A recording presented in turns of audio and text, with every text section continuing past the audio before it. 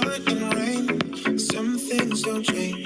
Thinking about the days we were younger, innocent in our ways. We were dumb, girl. But nothing really mattered. I could always count on you. Your touch will leave me breathless, so let me give it back to you.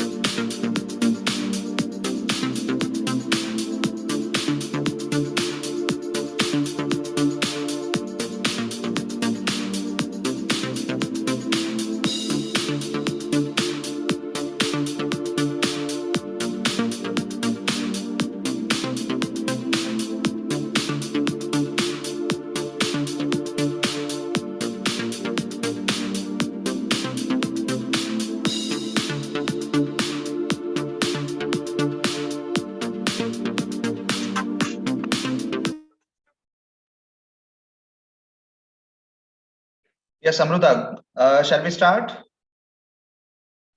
Yes, sir. Am I audible? Yes, sir. Okay, good morning, everyone. And we are about to start National Conclave on Pharmaceutical Management, and probably the second conclave, second national conclave in this year. So before I actually start this, I even asked you all the participants here in Zoom, as well as on our YouTube channel, as well as on our Android application, how's the Josh? So let's have a look on a few of the responses which we have received. So good morning, everyone, and so before I actually start this entire national conclave, yes. So we can expect few of the responses from all the participants. Good morning, everyone. And before I actually start this program, National Conclave on Pharmaceutical Management, right now we have four guests, four resource person, four industry expert with us, and these all industry experts are there to help you, mentor you, handhold you as far as the career opportunities in pharmaceutical management is concerned. So I'll first brief you about what exactly is this national conclave all about, what exactly we are trying to accomplish here, what would be the possible objectives for this entire program, and then I'll be introducing you to our resource persons today. So the basic objective behind having this national conclave on pharmaceutical management is to build the awareness amongst the students, especially the pharmacy students, about various career opportunities in pharmaceutical management.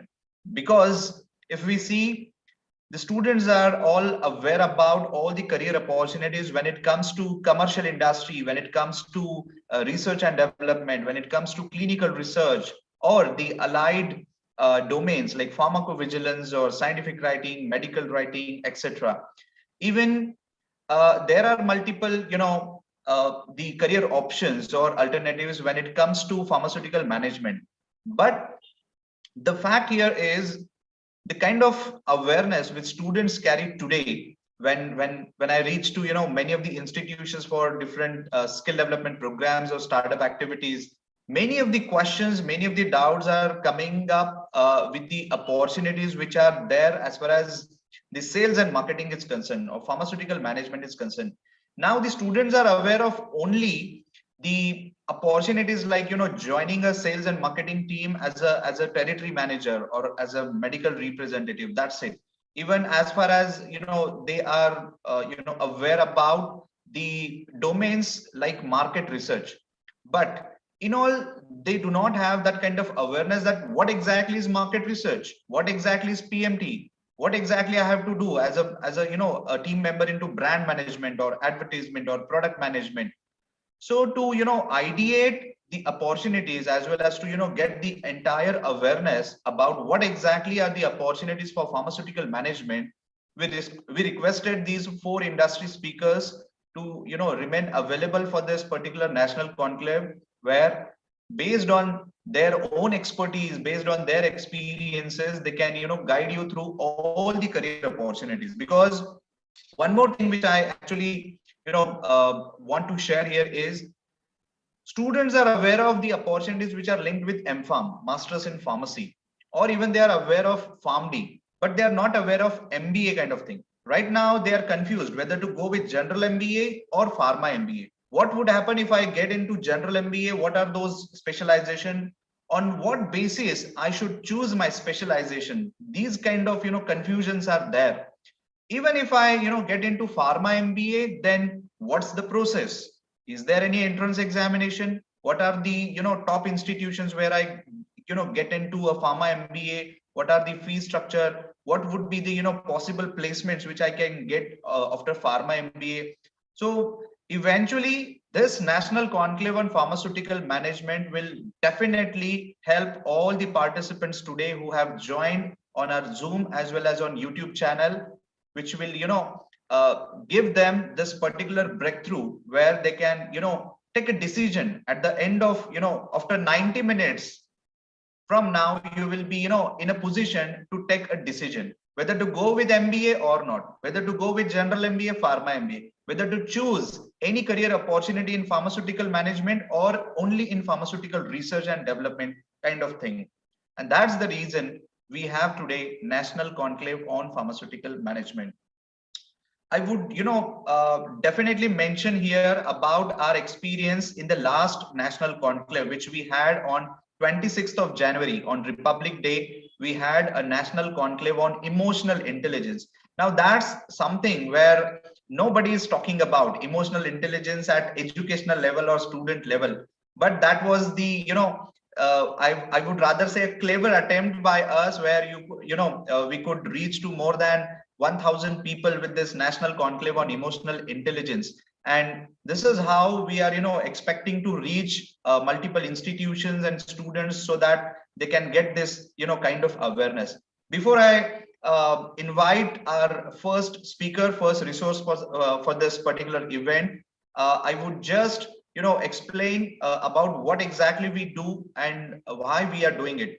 So OPEX is basically a company which is recognized by Government of India as a startup accelerator. We have our official entry on startupindia.gov.in, which is a official website of Government of India. Since 2016, we are into skill development. We are into startups where we reach to multiple institutions and universities so that we can, guide and mentor and handhold students, maybe UG students or PG students, even the PhD scholars for industry readiness skills. Industry readiness skills is all about employability, is to make you ready for the industry. So be it professional skills or technical skills or even in that case business skills, where we want to create a balance between job seekers and job creators. So if you are someone who is in a category of job seeker, yes, we do have skill development activities. If you are someone who is into job creator category, we have startup acceleration with us. And this is how we are coming with these kind of national conclaves and webinars. So let me first welcome our today's speaker. This is today's agenda. First speaker for the day is Mr. Vikas Munat sir, who is with us, who is currently working with India's leading pharmaceutical company, Sun Pharmaceuticals, as a marketing manager. Next, we'll have Ms. Shreya Gowde, who is Product Executive, Diabetic Division in USV Pharmaceuticals. Next, we have Ms. Leena Jaising ma'am, who is Associate Director, Biomedicine, Eli Lilly. Dr. Ragini Pathak, our last resource person, who is doctor by profession, the student by IIM Sambalpur, and she is here to guide you through international job opportunities after Pharma MBA. So to begin with, today we have with us our first speaker, our first resource person from Sun Pharmaceuticals, Mr. Vikas Munat sir. I'll just brief you about our today's speaker. So he's a marketing manager, emerging market, Sun Pharma. Talking about his education and early experience, he did his B.Pharm and then MBA from Pune University and SGS ITS Indore. After finishing his education, he started his career with Samarth Life Sciences as product executive, where he worked as a product executive. Later, he joined Ipca Laboratories as a product executive, where he worked for a year. Then after Ipca, he joined Cipla, which is India's number 4 pharmaceutical company, where he worked for 6 years. As far as his experience with Cipla is concerned, he joined Cipla as a product manager, and then he promoted to then senior product manager, group product manager, and marketing manager. Now, since last 3 years, he is associated with Sun Pharma as a marketing manager. In all, he have 12 plus years into domestic and international brand management team.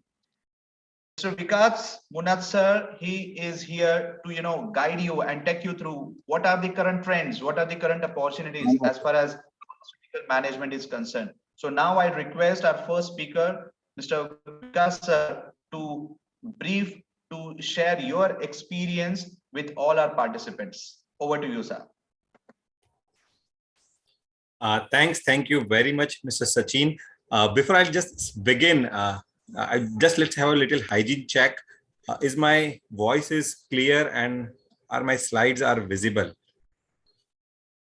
Yes, they are. Yeah, thanks. Thank you very much, Sachin. Uh, First and foremost, yes, I would like to really thank OPEX team for setting up such a wonderful platform. And I wish you all the best to have a successful run for a longer run. To all my peers, to all the 78 or 80 participants, it's really a wonderful platform. And I would really say that you guys are fortunate because in this digital age, there are some platforms which are there, which will really hone up your skill sets, which will open up your mind. And I will try my level best in next 20 minutes that let me give you the proper perspective that what are the trends which are going on in pharma management and what are opportunities which are available in pharma management. So this is what my topic is, and I will have my topic will be into two slices, current trends. So of course, the first part I will take you through what all current trends which are going on into the pharma management, because a lot of things has got changed in the last 2 years due to the COVID, and what all opportunities which are available. And as rightly mentioned by Mr. Sachin, it's not only about sales and marketing. There is a lot more game which is there where we can play upon.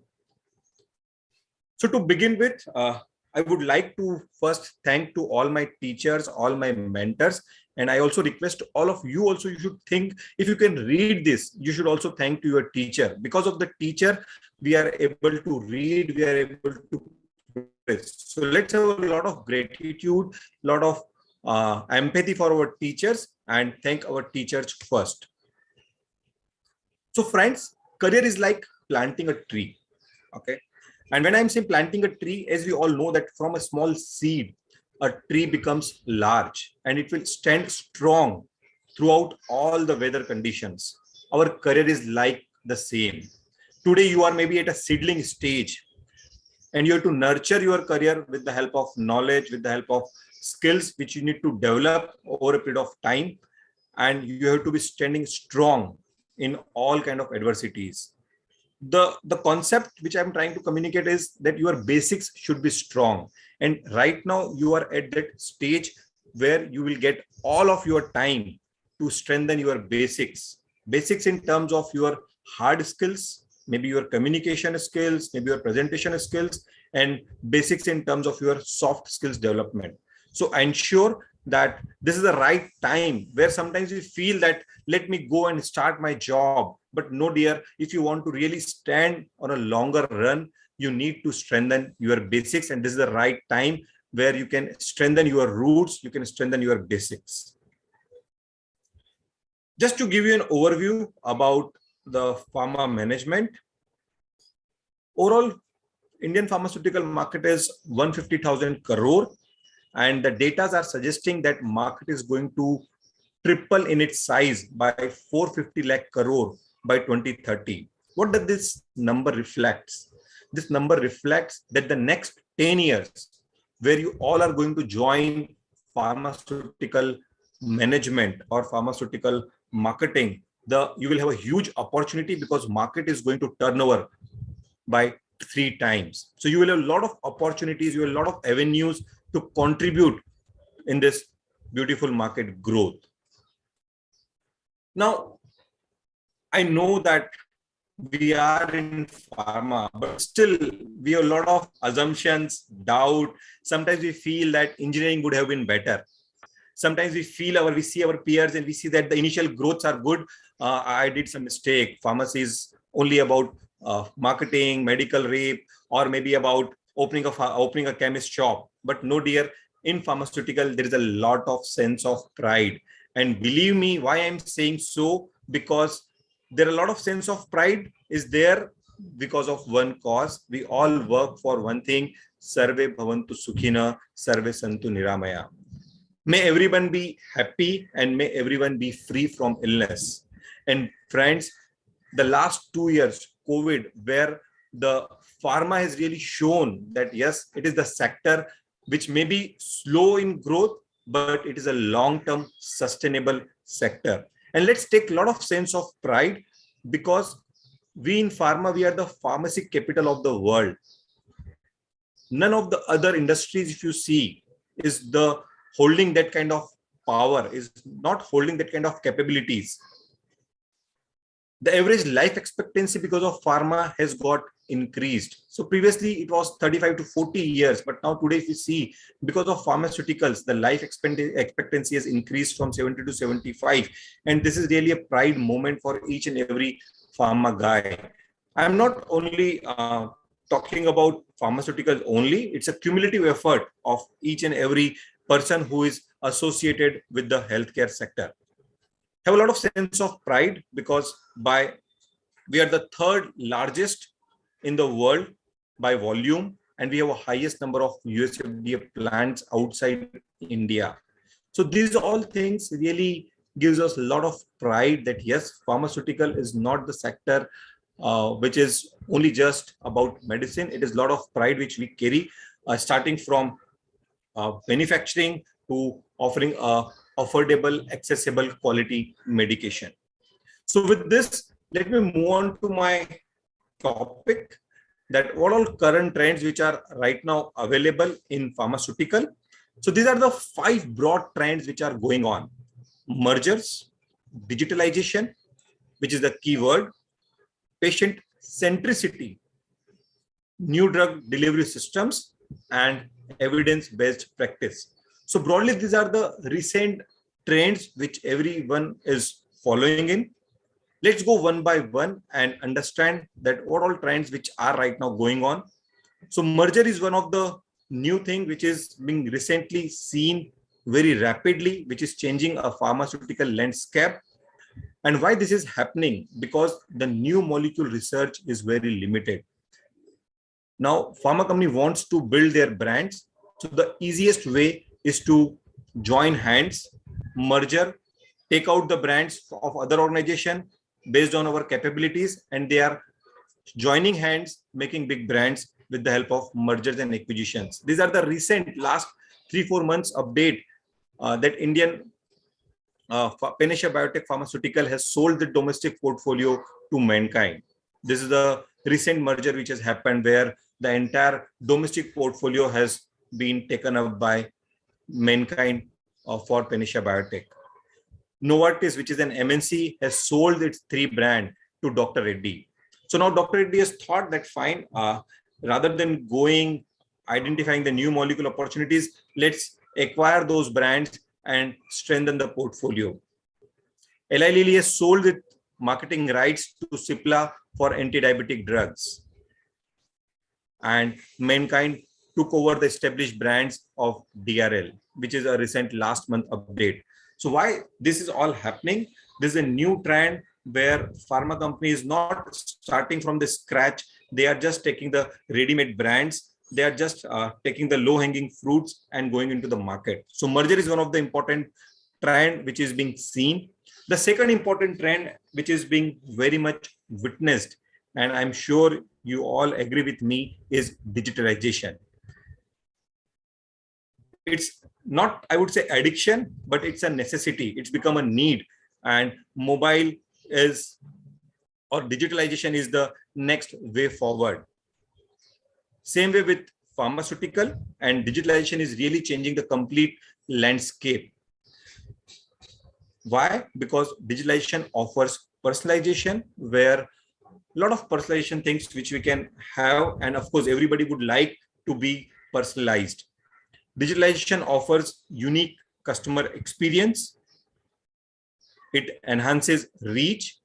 The best example in recent COVID, when everything was being halted for almost 2 months, digitalization has paved the path, has crafted a path for each and every person to get connected, and it has enhanced the reach. So digitalization has also ensured that we can measure the impact of each and everything. And today, if you type on your Google that what are the new mobiles, okay, it will measure you, it will give you those kind of ads, it will tune your mind. So digitalization ensures that a person is completely looping the entire sales or marketing process.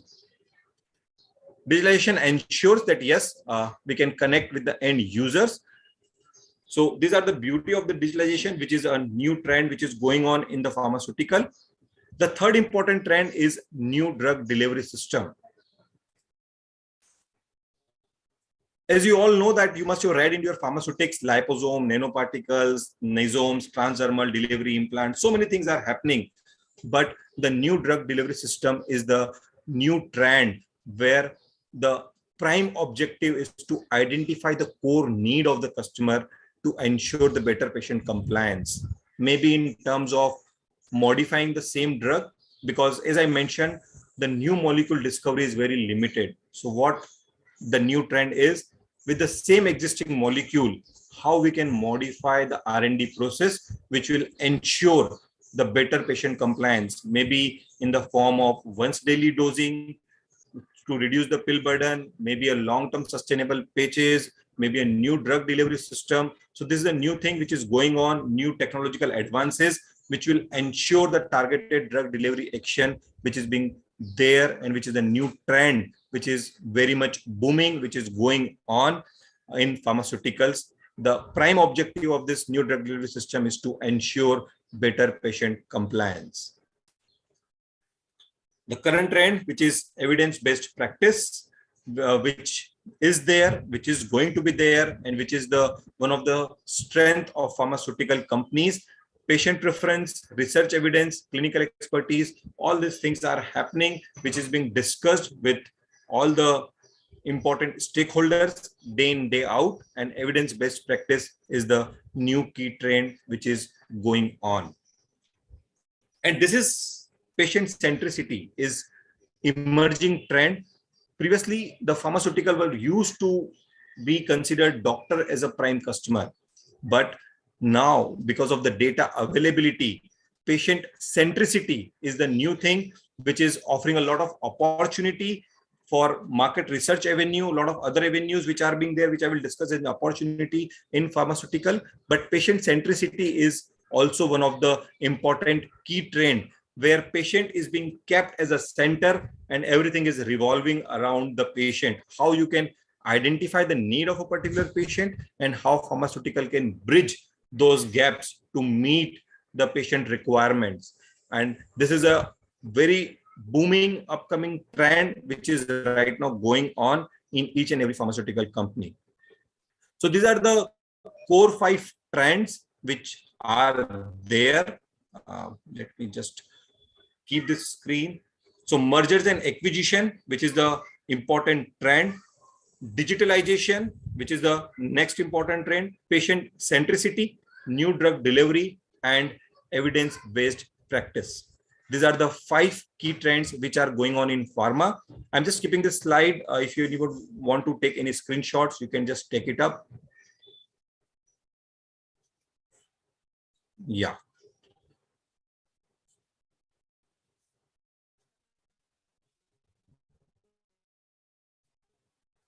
Now let me move on to career and opportunities in pharmaceutical.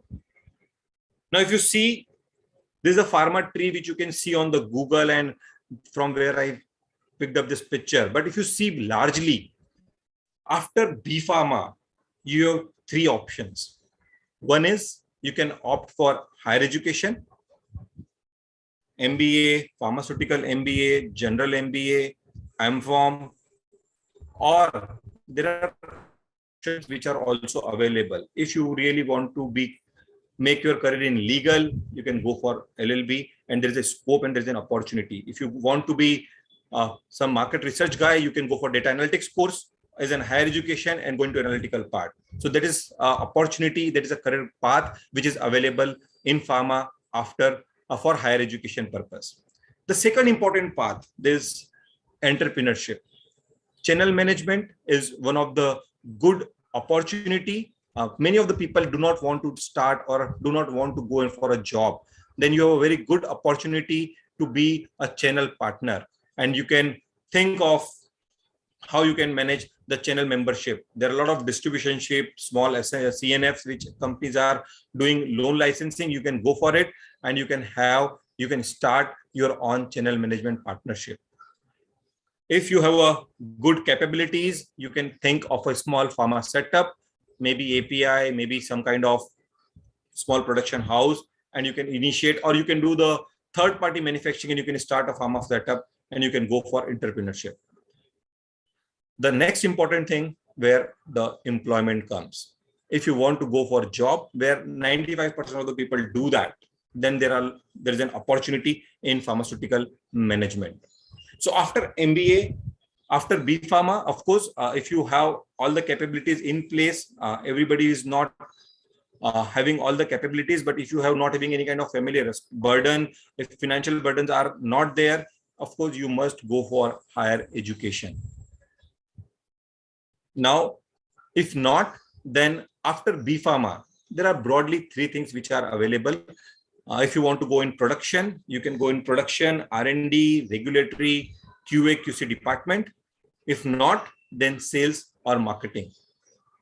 Primarily after B Pharm, most of the companies do not consider the guy in marketing as a management training. Then what they suggest that go as a medical representative for 1 year of time or 2 year of time, complete your part-time MBA. And if you wish to go into the brand management team, you can start your career in brand management team as a management training after 2 years of your, I would say, working as a medical rep in the field. Now, let's go on to interesting piece that after MBA, because the brief which has been given to me that most of the students are here MBA aspirants who are right now in their first or second year of pharmaceutical MBA. Now, after MBA, there's a whole gamut which is available. You can think of production as an opportunity. So it does not stops you that, oh, I am an MBA guy, what I should do in production. No, there is a scope, there is an opportunity in production. Regulatory is a new complete segment where you can think, you can build your career. Now, regulatory does not mean that it is only about filings. It's all about a lot of games that if you want to open up a new market. So pharma companies wish to be a good international marketeer, and if you want to make your career in regulatory, you should start. There's a lot of scope, lot of opportunity which is available in regulatory. The main and prime job of regulator, the person who are into regulatory, is to identify the markets where the company can start their operations, what are rules and regulations of those companies, what all are entry barriers, what all regulations which a company need to comply with. You can also think in business development, and business development is really one of the booming stream which really give a 360-degree approach to the CEO that what all business we should operate in. Okay, so business development team is another wonderful opportunity and scope.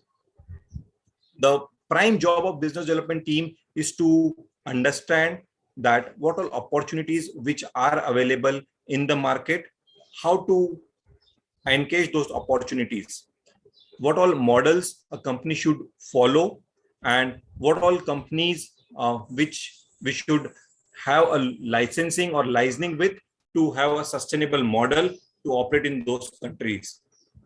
Legal is another very good stream which a person should think. As I was mentioning that after B Pharm or after MBA also, if you feel that I want to be into a legal, then yes, he can go into a legal, which is a completely, I would say, unexplored by most of the B Pharm students. But my lot of colleagues which are there in legal, and legal is one of the beautiful stream a person can think. Sales, marketing, largely I believe you must have thought of, and sales and marketing is one of the main theme which a person go after MBA. So sales is there, marketing is there, which I will cover in my subsequent slides. Corporate communication, which is also a wonderful stream where you can think that after MBA, you can join a corporate communication team. The prime role and objective of the corporate communication person is to how to build a good image of a company internally as well as externally. That's the prime role and prime job. Then after MBA, you can also think from three other things. Market research. As I was mentioning that patient centricity, digitalization. These are the new upcoming trends which are there. And to meet those requirements, market research is really playing a very, very important role. And there are a lot of companies which are available in the pharma industry in India, which gives you a platform that after MBA or after BPharm, you can start your career in market research. Okay, and market research is really wonderful stream which you can think of. SFE is sales force effectiveness, which you can also plan if you're having a good inclination, good interest in training or in building the capabilities of other people. You can think and you can join SFE team. Data analytics is also one of the core domain where pharmacovigilance, where pharmaceutical data are being read, and people go and make their career in data analytics. A lot of MNCs are operating in data analytics model, and you have a wonderful career in data analytics. So largely this is the ball game, and these are the opportunities which are available after MBA. Now let me touch upon the core stream where I belong to, sales and marketing. So after MBA, there are two options. You can either join sales or you can join marketing team, that is brand management team. So let me go one by one. After MBA, if you are having your sales stint as a medical representative, then here my submission to all of you that yes, go for a good company. A company which offers two things to you. One is a company which offers a platform for the internal employee to take them on a PMT role if you wish to go into the brand management team. And the second, you must select the companies who are good or who are among the top 10. Why I'm saying so? Because this is your initial career. And if you will be having a good company in your initial phase, then your overall grooming, which the companies will do, will take you for a longer run. So basically in sales, your career starts with medical representative. You have to meet with the doctors. You have to meet on a regular basis. And the prime job for medical representative is to generate prescription, which is the prime responsibility. You have been assigned area depending on the country's size. Then you have to meet with those doctors on a regular basis. You have to generate prescription. And at the end, the prescriptions will be resulted into the sales for the organization. After 2 to 3 years of experience, your performance, you will be internally elevated as area manager, that is ASM. The roles and responsibility gets changed because the basic job in sales is generating the prescription. And once you go, once you do well in your role, you get a people management role where 3 to 4 people reports to you and you become area sales manager. After 3 to 4 years of expertise in people management, 4 to 5 people of team, you get elevated as an regional sales manager where you will be responsible for entire region. The area managers will report to you, and then the ladder goes up to zonal sales manager where you will handle zone, and depending on the performance, depending on the revenue generation, you will get elevated as a national sales manager, and then later on GM sales and marketing. So this is the classical structure which is being followed by most of the companies. Now in marketing, you will start your career as a management trainee or product executive, depending on the company. After 2 to 3 years of good expertise experience, you become product manager, then GPM, and then you become marketing manager, where you handle the entire product management team and you get opportunity to become GM. Now, if you see, I had mentioned reversible things, reversible arrows.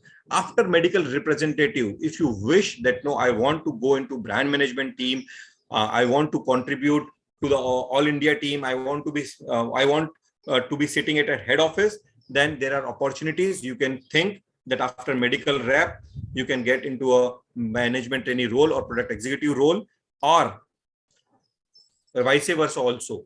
people joins brand management team and they feel that they can do better in sales. So they can also plan and they can go in sales.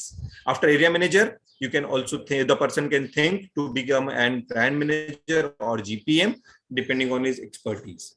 So that's the overall view of sales and marketing, how the team works. Now, let me give you a broad view about product management team, that what product management team structure and how they operate. So in product management team, the basic is management training. After MBA, you can start your career as a management trainee. The basic job and role and responsibility of management training is some portfolios being assigned to you, not the important brands of the division, but good brands being assigned to you. You have to understand the customer need. You have to understand the entire process of how the prescription is being generated by the sales team, and you need to support the sales team in order so that in order that they can generate more and more prescription. That's the basic job which a management trainee is supposed to do. He should be good in communication skill, presentation skill, which will be there during the meetings where he can influence his target customer. And basically the prime target customer is the sales team for PMT team. After having a 2 to 3 years of experience, you become product manager, where brands will be assigned to you. You will also have some kind of divisional responsibilities. SPM is senior product manager. So roles and responsibilities goes or will be added to you once you go into the brand management curve. Then you become GPM, that is group product manager, where you will have a reporting of product managers in some organizations. In some organizations, you will be responsible for the bigger brands. Then you become marketing manager, and then you become general manager, sales and marketing. The general manager reports to cluster head, which is taking care of all the entire therapies in the organization, and the cluster head reports to India head, who is responsible for entire India sales and marketing operations. And then the India head reports to MD and CEO. So this is the hierarchy which is available in product management team.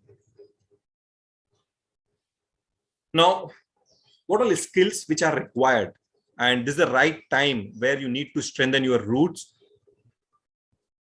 You should be very strong in your communication skills. You should be very strong in your presentation skills. You should be strong in your analytical skills, and you should be very strong in your interpersonal skills. And friends, believe me, this is the right time and right opportunity, because there are a lot of platforms which are available where you can strengthen your skills. Once you enter into the corporate world, you don't have to think that I need to build all these skill sets. So right time, you can think, you can start and working on this communication skills, presentation skills, and analytical skills and interpersonal skills, which will take you in your career a leap ahead. And there are certain courses which you can think right now, which is going to be work as a key differentiator for all of you. And these are the few courses which I would recommend: digital marketing, data analytics, and advanced MS Office. I believe all three courses are very important, and you can add in your resume right away, so that whenever you are thinking to start your career, you are already there with the current trends which are right now going on in the pharmaceutical management. So with this, I will conclude my presentation, and I think I had exceeded my time by 2-3 minutes. I'm sorry for that. Disclaimer: these views are my for sharing and for your knowledge purpose. Thank you very much. And if you wish to have more insights, I'm having my YouTube channel on sales and marketing insights. You can go and you can just view some videos which I already shared over there. Thank you very much. And once again, I would like to thank OPEX team for giving me a wonderful opportunity. Thank you. Yes, thank you. Thank you so much. Hello. Yeah, thank you so much. And the most important slide which you have shown was the key skills, because yes, there are opportunities, there are multiple opportunities, but unless and until I do have skill sets for those particular opportunities, I cannot, actually grab that opportunity. So important slide was even the entire hierarchy of the product management team, which, the students are aware of PMT, but what exactly is PMT, or how exactly, the hierarchy is. Okay. So thank you so much for this wonderful presentation. Now we'll, have a quick questions out here for which have been asked for you. Just a moment. Okay, there are questions like what would be the future strategy of marketing in various pharma houses? And please guide me about future of marketing and what we can do right now to improve ourselves. So if you could combine these questions, in short, you can, brief the same. So future of marketing, I think it's a fantastic future which is right now available. And as I shown in my slide, that pharma market is going to be 3 times in coming next 10 years. So don't worry, that future of marketing is there. Okay. Now, what all skill sets which you need to work upon it, which I already shown in my slides, and communication, presentation, and infusion skills. These are the 3 things which are universal across. But being a student, you should develop these skill sets right away. Don't wait that once I will start my job, then I will think I will work on those things. Okay. As far as new trends, digital, which is going to be there, which was not there in the pharma for a longer period of time, but last 2 years, it's really changed the entire landscape. Doctors are digital, patients are there on their mobile, and the digital penetration is going to be there.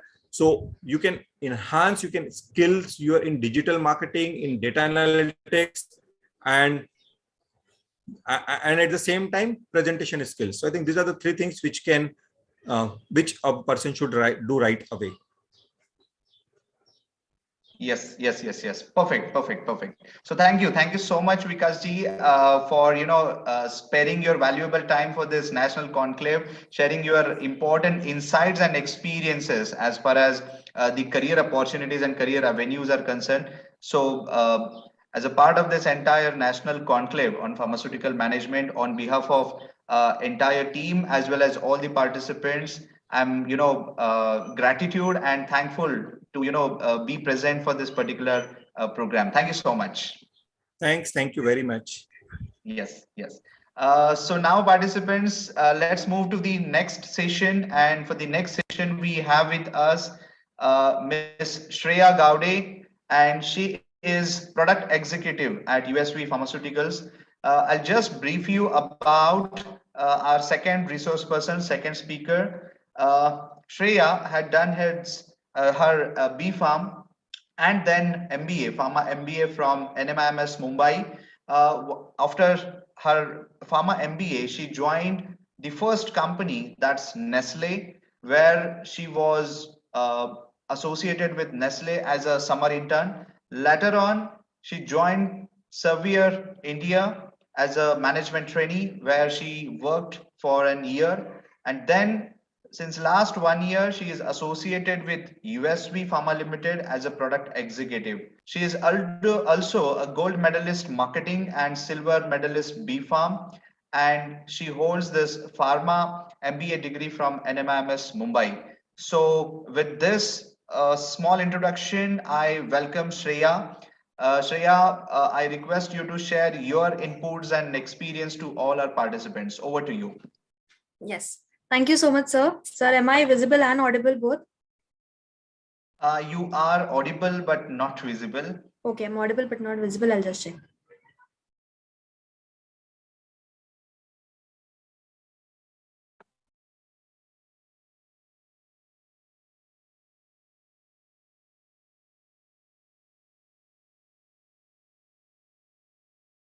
Meanwhile, if any of the participant, if you guys have any kind of questions related with, career opportunities in pharmaceutical management or Pharma MBA, general MBA kind of thing, you can put your questions in chat box. We'll immediately start the session. Yeah, also, Mr. Vikas have shared the link for his YouTube channel. You can just go on and check the sessions on his YouTube channel as well. Over to you, Shreya. You are now visible. Hi, good morning. Hi, good morning. Good morning, everyone. Thank you so much, Sachin sir, for a wonderful and crisp introduction, which I always appreciate from you.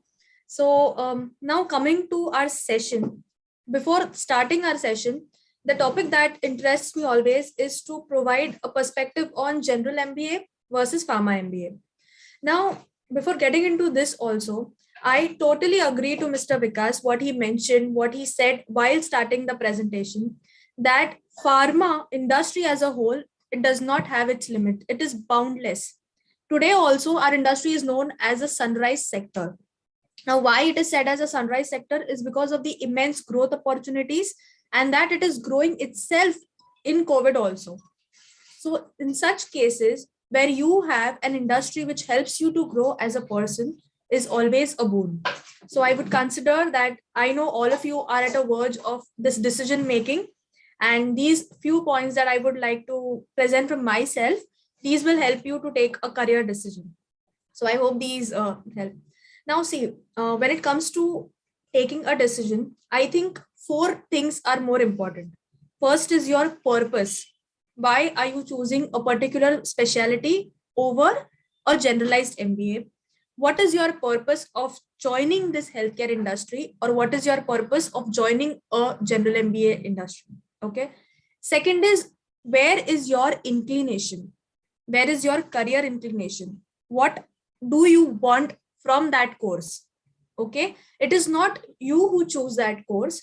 It is what you want from that course lets you choose that course. Okay.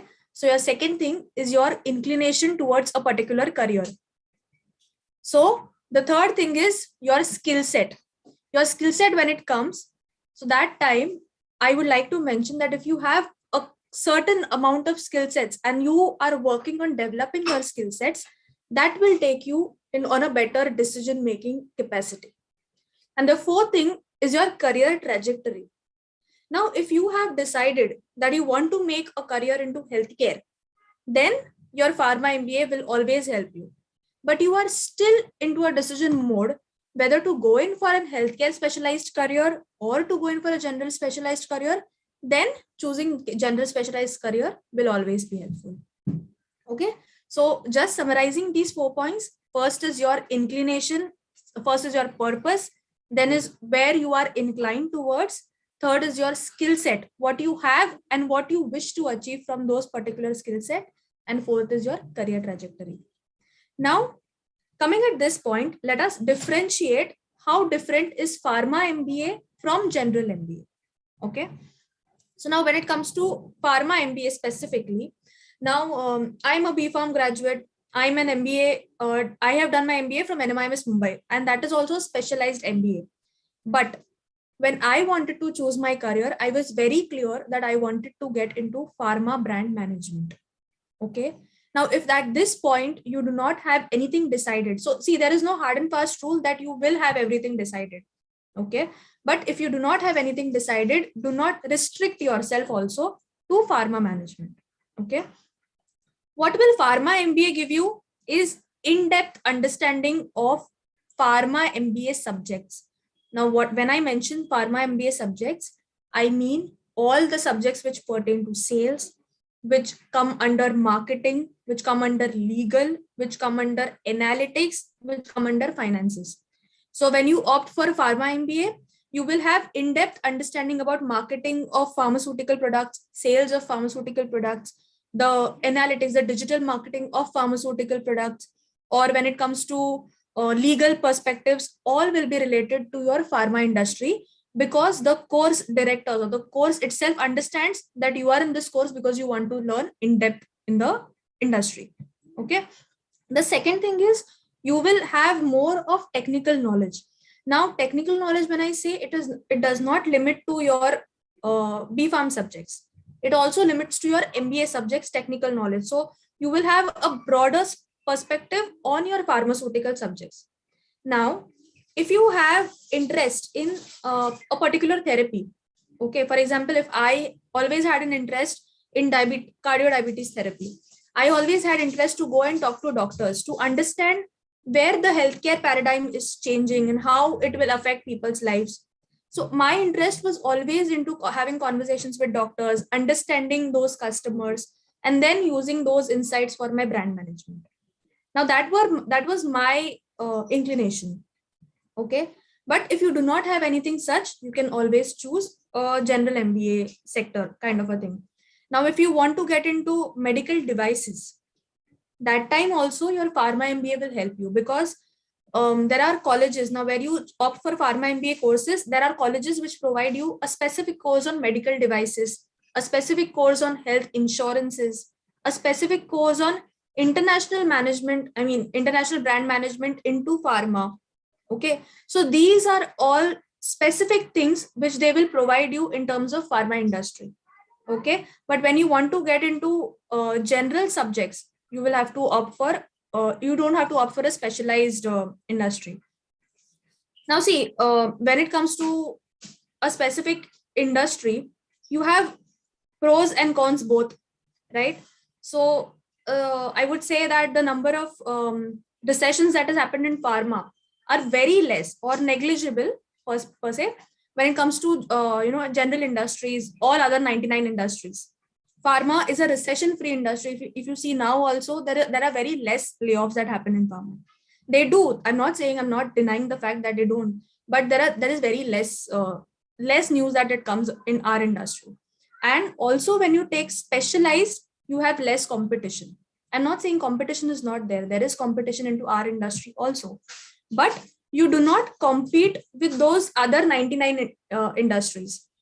Okay, because you have done your technical, you have done your B.Pharm or you've done your BSc. So like you are from a background of healthcare. So you do not tend to compete with people who are from other 99 industries unless and until you have inclination or you have the purpose to do so. Okay. These were the 5 different points that you would always have in-depth understanding of the subjects. You would always go deeper rather than going broader. Okay, so your understanding of the subjects will be more deep, and then you'll start analyzing. And the opportunities will also be limited to this industry. Now, when I say there are pros and cons, the cons of joining a pharmaceutical industry or Pharma MBA is only one, that you will have placements only into pharma companies. Okay, not general MBA, general other industry companies will not hire you, because they have other 99 students who have done general MBA whom they can hire. So this is a very clear perspective that if you want to join a company which is only based on pharmaceutical marketing, then you can opt for Pharma MBA, because you will have limited roles, you will have limited opportunities after your MBA. So that is what is a different con of this. And after a few years, when you want to move up the ladder, like as Mr. Vikas mentioned, he showed you certain hierarchical steps. So when you go and move up the ladder, when you go to a general manager, or when you go to a CEO position, CMO position, CEO position, so when at these levels, your general perspective more matters. So you do not have a specific zone where you are restricted to that perspective. Your more broader perspective helps you. So if your aim is to go for higher positions, you should always opt for skills, or you should always opt for courses which give you an overall perspective. Okay. So these were few pointers which I wanted to mention when it comes to pros and cons of pharmaceutical MBA. So if you have to yourself weigh your pros and cons and then decide whether to go for a particular course or go for a general MBA. Now, coming to whether you want to go for a general MBA, what are the pros and cons? See, more of when you join a general MBA course, it is not industry specific.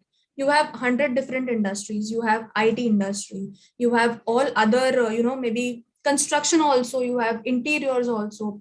Everything, all other industries, manufacturing industries, everything comes under your general MBA. Okay, so it will not be industry specific, but you will have diverse knowledge, because people who graduate from certain other graduations, they will join general MBA, because for them pharma is not an option. So these people will be your colleagues, and these people you will be interacting from. Your professors also will be from a general MBA background only. So you will have diverse knowledge of all other industries. You will have diverse perspectives, and you'll learn more. So these will help you to take sound decisions at a very higher level. Okay. So this is what I'm coming to. When you are opting for a generalized MBA, you get more opportunities. Okay. So tomorrow, if a company like Nestle is coming, or maybe tomorrow, if a company like Himalaya is coming, it will definitely prefer Pharma MBA people.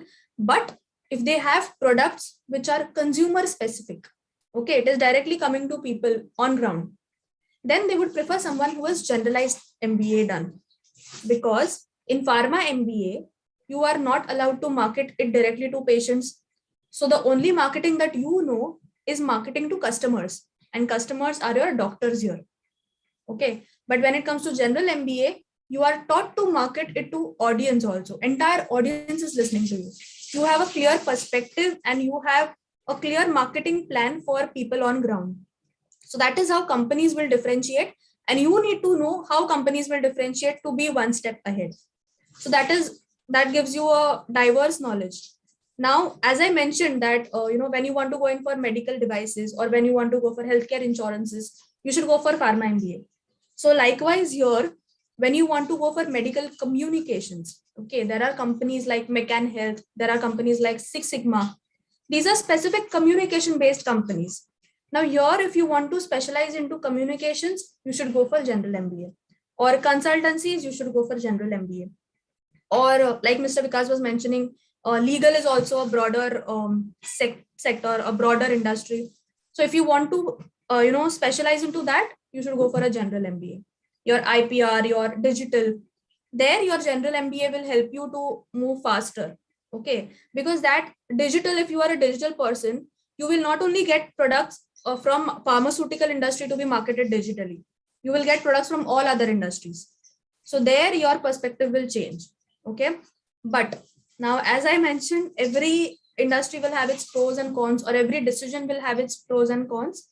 When it comes to a general MBA, you will have immense competition there, because you will have to compete with people who are engineers, who are specialized into certain sector. Okay, so if you have an interior designing company coming in, but you have an interior designer who's graduated from there, that person will score over you. So every time you will have to compete with people and move ahead. I'm not saying that is not possible, but as I mentioned at the starting of the session, your purpose, your inclination, your skill set, and your career trajectory will help you to take a correct decision. And plus, when it comes to the cons of a general MBA, you can see that there is a lot more recession in a general industry than when it comes to pharma. So when you want to decide on the basis of placements, decide on the basis of recessions, decide something that is long term than something that is short term and short lived, because your short decisions will not take you far. Your short decisions can help you earn better, but not take you more far. Okay. So, and I believe now, if you all are graduating and then you all want to take a decision into MBAs, I always think that you all have to think where you can learn more and where you want to reach after 5 to 10 years. That will give you more clarity whether to go for a Pharma MBA or whether to go for a generalized MBA. Now, coming to both things combined, whichever MBA you opt for, always look in for a best college. Because if you do Pharma MBA, and that too not from a good college, but if you do a general MBA from a very good college, that will always help you. Vice versa, if you do a general MBA from a very normal college, but you do Pharma MBA from a very specialized college, that will also give you 4 stars more. So try and weigh that your college is the most important and your most landing platform. That college will launch you as a product into the market.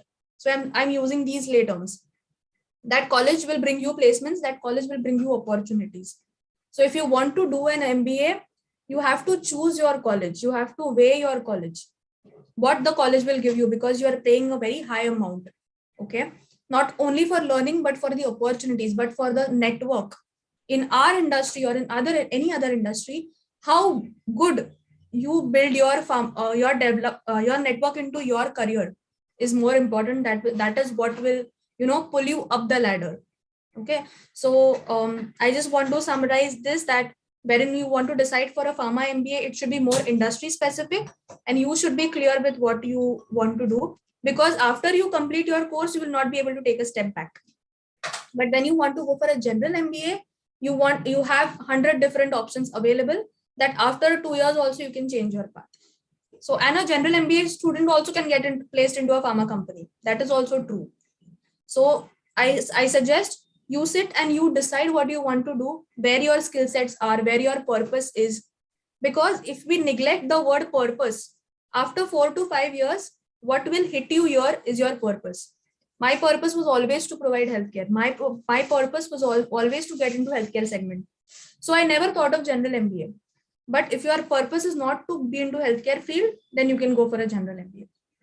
Okay, so this is how you can differentiate. And I suggest into any field you go, you choose general MBA or Pharma MBA, focus on developing your skill sets, focus on developing your entire domain knowledge, because your domain knowledge will hold you a better position. Your domain knowledge will make you a better marketeer, maybe pharma or maybe general. So that will give you a better perspective. And yes, developing your personality, developing your leadership skills, developing your communication skills, developing your digital skills, all these are the need of the hour. So if you focus on developing your skill sets into any function, you will always excel. So remember that you decide where you want to go and then choose for the best college through certain exams. And then after that, you land up into a best company, which will give you more learning experience at the start of your career. Do not weigh the packages or something at the start of your career, because that can be a hold, that can be a pushback to you. So at the start of your career, focus on your learnings and focus on grooming yourself completely. Overall personality development will help you land into better opportunities. So this is what I wanted to convey from my side. And all the best to everyone. If there are any questions, I would be ready to take. Yes, thank you. Thank you so much, Riya, for this, beautiful inputs and insights as far as general MBA and pharma MBA confusion is there. I have seen, even during a few of our recent sessions, even I guess last year as well, we, had the similar Yes. kind of program where we had, other speakers as well along with you, where you could, guide beautifully to the students. And I see those students are right now, they are expressing their gratitude that because of that particular guidance or the precise guidance, right now we are in a pharma MBA, we are right now in PGDM, and they are excelling in their career. So this is how you create a difference to the students, right from the awareness. Next, they take the right decision at right time, because taking decisions is absolutely fine, but taking right decisions at right time, this is what exactly matters. One more important pointer which you have mentioned here, you choose anything, but the important part here for you is networking, because what we all know is network is net worth, right? So you Yes. pick any career decision, this is exactly where you land up. Now, number two thing which I actually want to share with all the students is, since last 7-8 years, there are many of the past students and many of the students who are basically part of our few of the skill development program across many of the universities and institutions. They started with their pharma MBA and PGDM from many of the institutions, like you from NMIMS, few are from SIES, few are from SP Jain, Midcon. Likewise, these are the students who graduated in 2015-16, and right now I know the current designation which they carry, or current package which they carry, the brands which right now they are working with. This is something which I even personally I feel proud that, yeah, these are the students who graduated in last 3 years and 4 years, and they are doing wonders in the Very market. true. Right. So during your discussion, I could, note few of the pointers which I, especially want to share with the students. So dear participants, when it comes to the, choosing the institutions or choosing the organizations where we can have this pharma MBA or PGDM, I can share you my personal opinion, because right now, whatever network I carry, this is across pan India. But when it comes to the institutions, few of the institutions from Mumbai, few of the institutions from Pune, which I know, which I personally want to recommend you all. These are few of the pointers or the name of the institutions which I listed down during Shreya's talk. I'll just share you this. So these are my personal recommendation. You can Google, you can, ask your seniors, your friends, your teachers, you can ask anyone. But these are my personal recommendations as far as Pharma MBA is concerned or PGDM is concerned. Okay. Even personally speaking, NMIMS holds that reputation when it comes to, the education, the placements, everything. Even SP Gen, SIES, these are some of the, top-notch institutions where you can, actually consider the Pharma MBA or PGDM. Even few of the institutions which I have enlisted here as far as PGDM is concerned, or even my MBA is concerned for Pune, that is Midcon, that is DY Patil Pune, which offers the Pharma MBA, PGDM, MBA in hospital management. Even this Pune, these are few of the emerging institutions who have focused more on the placements, because even more than the education, even more than the teaching and learning, the most important part is placements. So these are my personal recommendations because I know the placement of these all institutions, and these are my personal suggestions.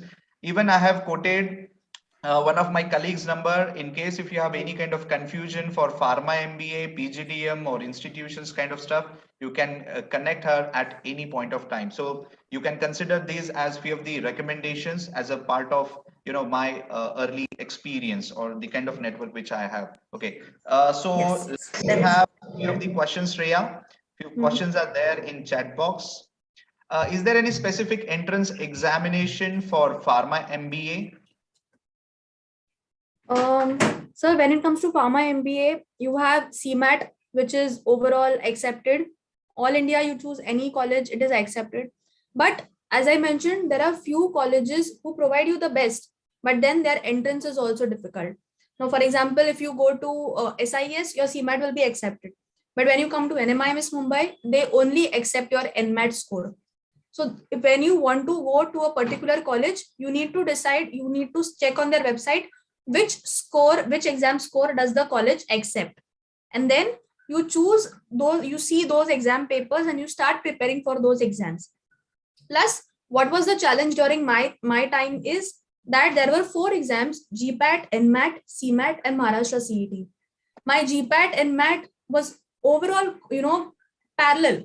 So if it was, even if one date would have collided, I would have not able to attend for GPAT or either NMAT.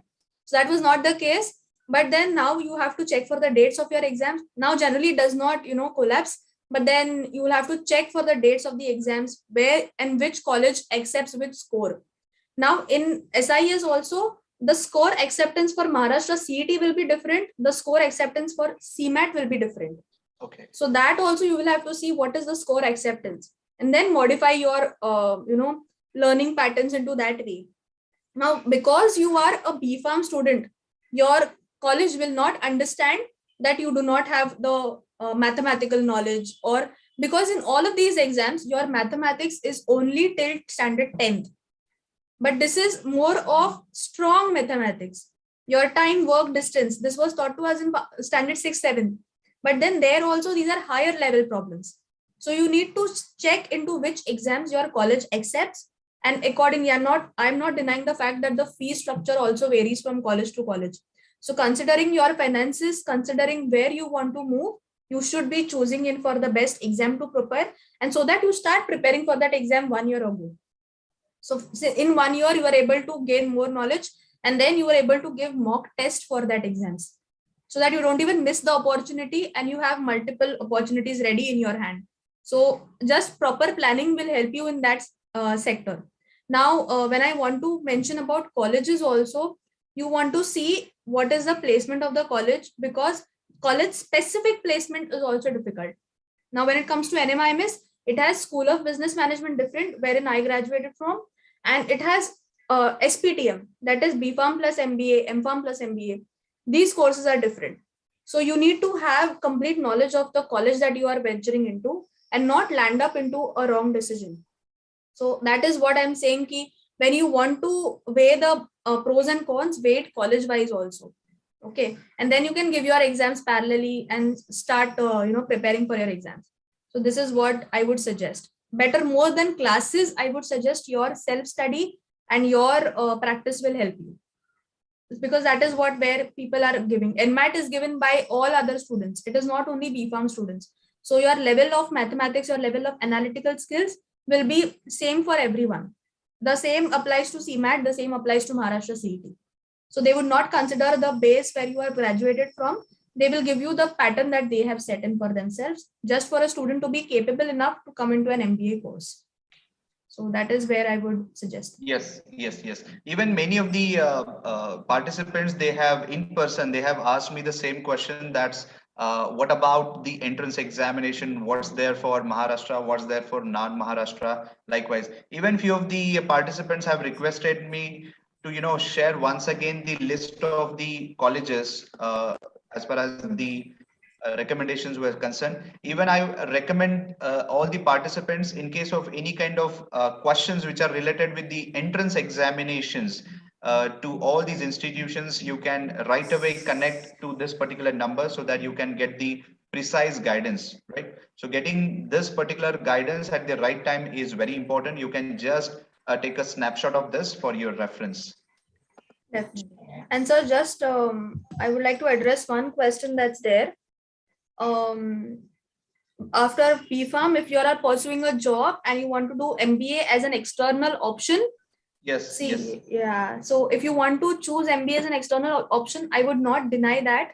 But there you have to see the cost of doing that MBA, because you will not be at if you do a full-time course, you will not be at a job, and the amount that you would earn into those 2 years, whether you are getting a percent hike after completion of your 2 years of MBA, that should be your calculation. Your ROI after 2 years should not be less than what you would have earned by just staying into the job. So I would suggest, if you are doing an external MBA, do it from a reputed institute. It should not reflect on your CV that you've done an MBA just for the sake of doing it. Because from an MBA also, you want to have more broader perspective. You want to learn more about the business part of the industry. So that should be your aim to do it. But when you do it, you make sure that you are not landing into a job that will pay you less than what you were earning before. Or after 2 years, you will get some hike, you will get some promotions. You are missing all of that, and then you are landing into a job that you were not required to. So that is what, if you want to do an external MBA, you can pursue it from colleges, and there are colleges who provide executive MBAs also. That is, after 6:30, your session starts.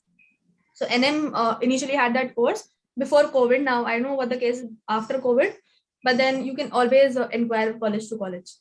So that is what I would suggest, that if you're doing an MBA, do it for a correct purpose so that it will help you move up the ladder, not just consume your time and keep you there stagnant. So that will be more helpful.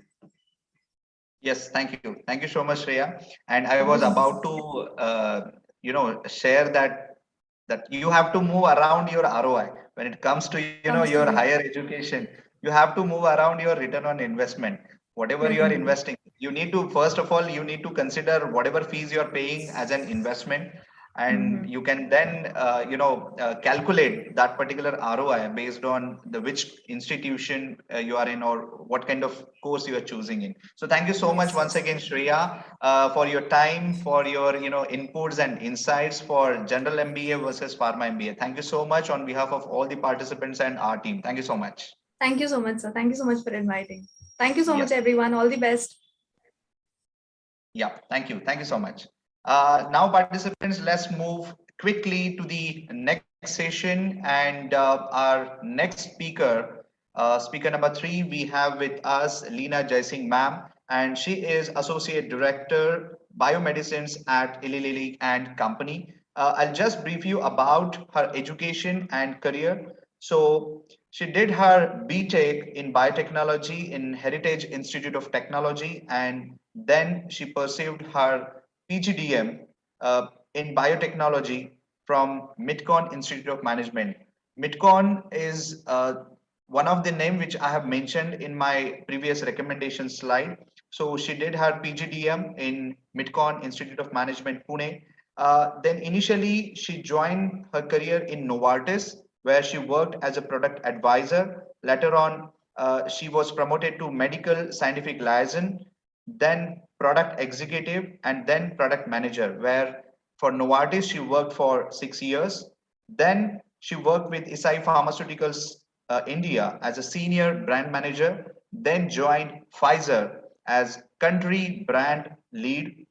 Right now, she is working with Eli Lilly and Company, where she worked as a senior manager marketing initially, and right now she holds a position of associate director biomedicines since last 2 years. So, with this brief introduction of Leena ma'am, I would like to request our third speaker, Leena ma'am, to be a part of this program and share your experience and inputs for this entire national conclave on pharmaceutical management.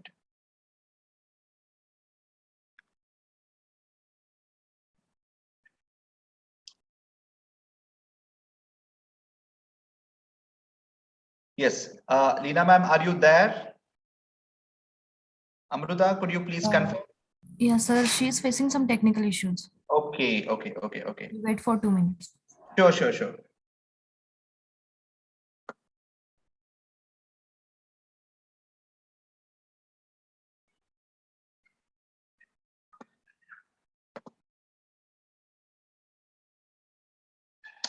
Yeah. Hello, ma'am. Hello, hi, can you hear me now? Yes.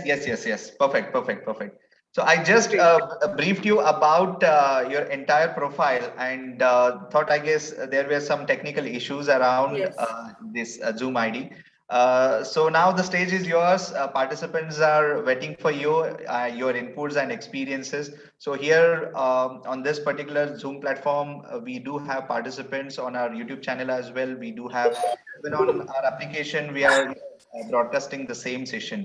So we would like to have more inputs and mainly the experiences from your end. Over to you, ma'am. Sure. I am sharing my screen and please let me know once you can view it. Sure.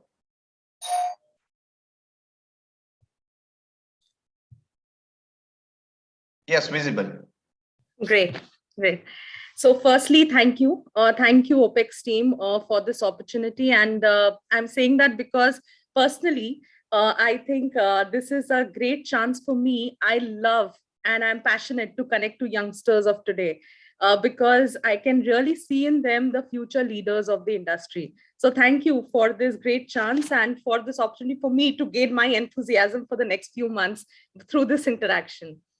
And of course, I also want to tell you that you guys have been a devil by giving me the topic of bottlenecks in pharmaceutical management. I mean, come on, everyone wants to speak about great things, but you've been giving me things like the difficult things to talk about, right?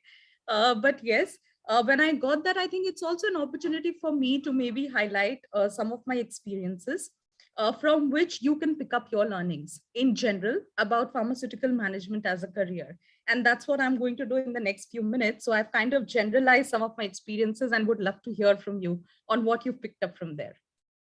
Okay, so starting with the first piece, and I think we've been hearing a lot from the last two sessions about pharma management and too many great things and a lot of tips for you. But the basic question is it really for me? That all of you must be thinking that, am I in the right place?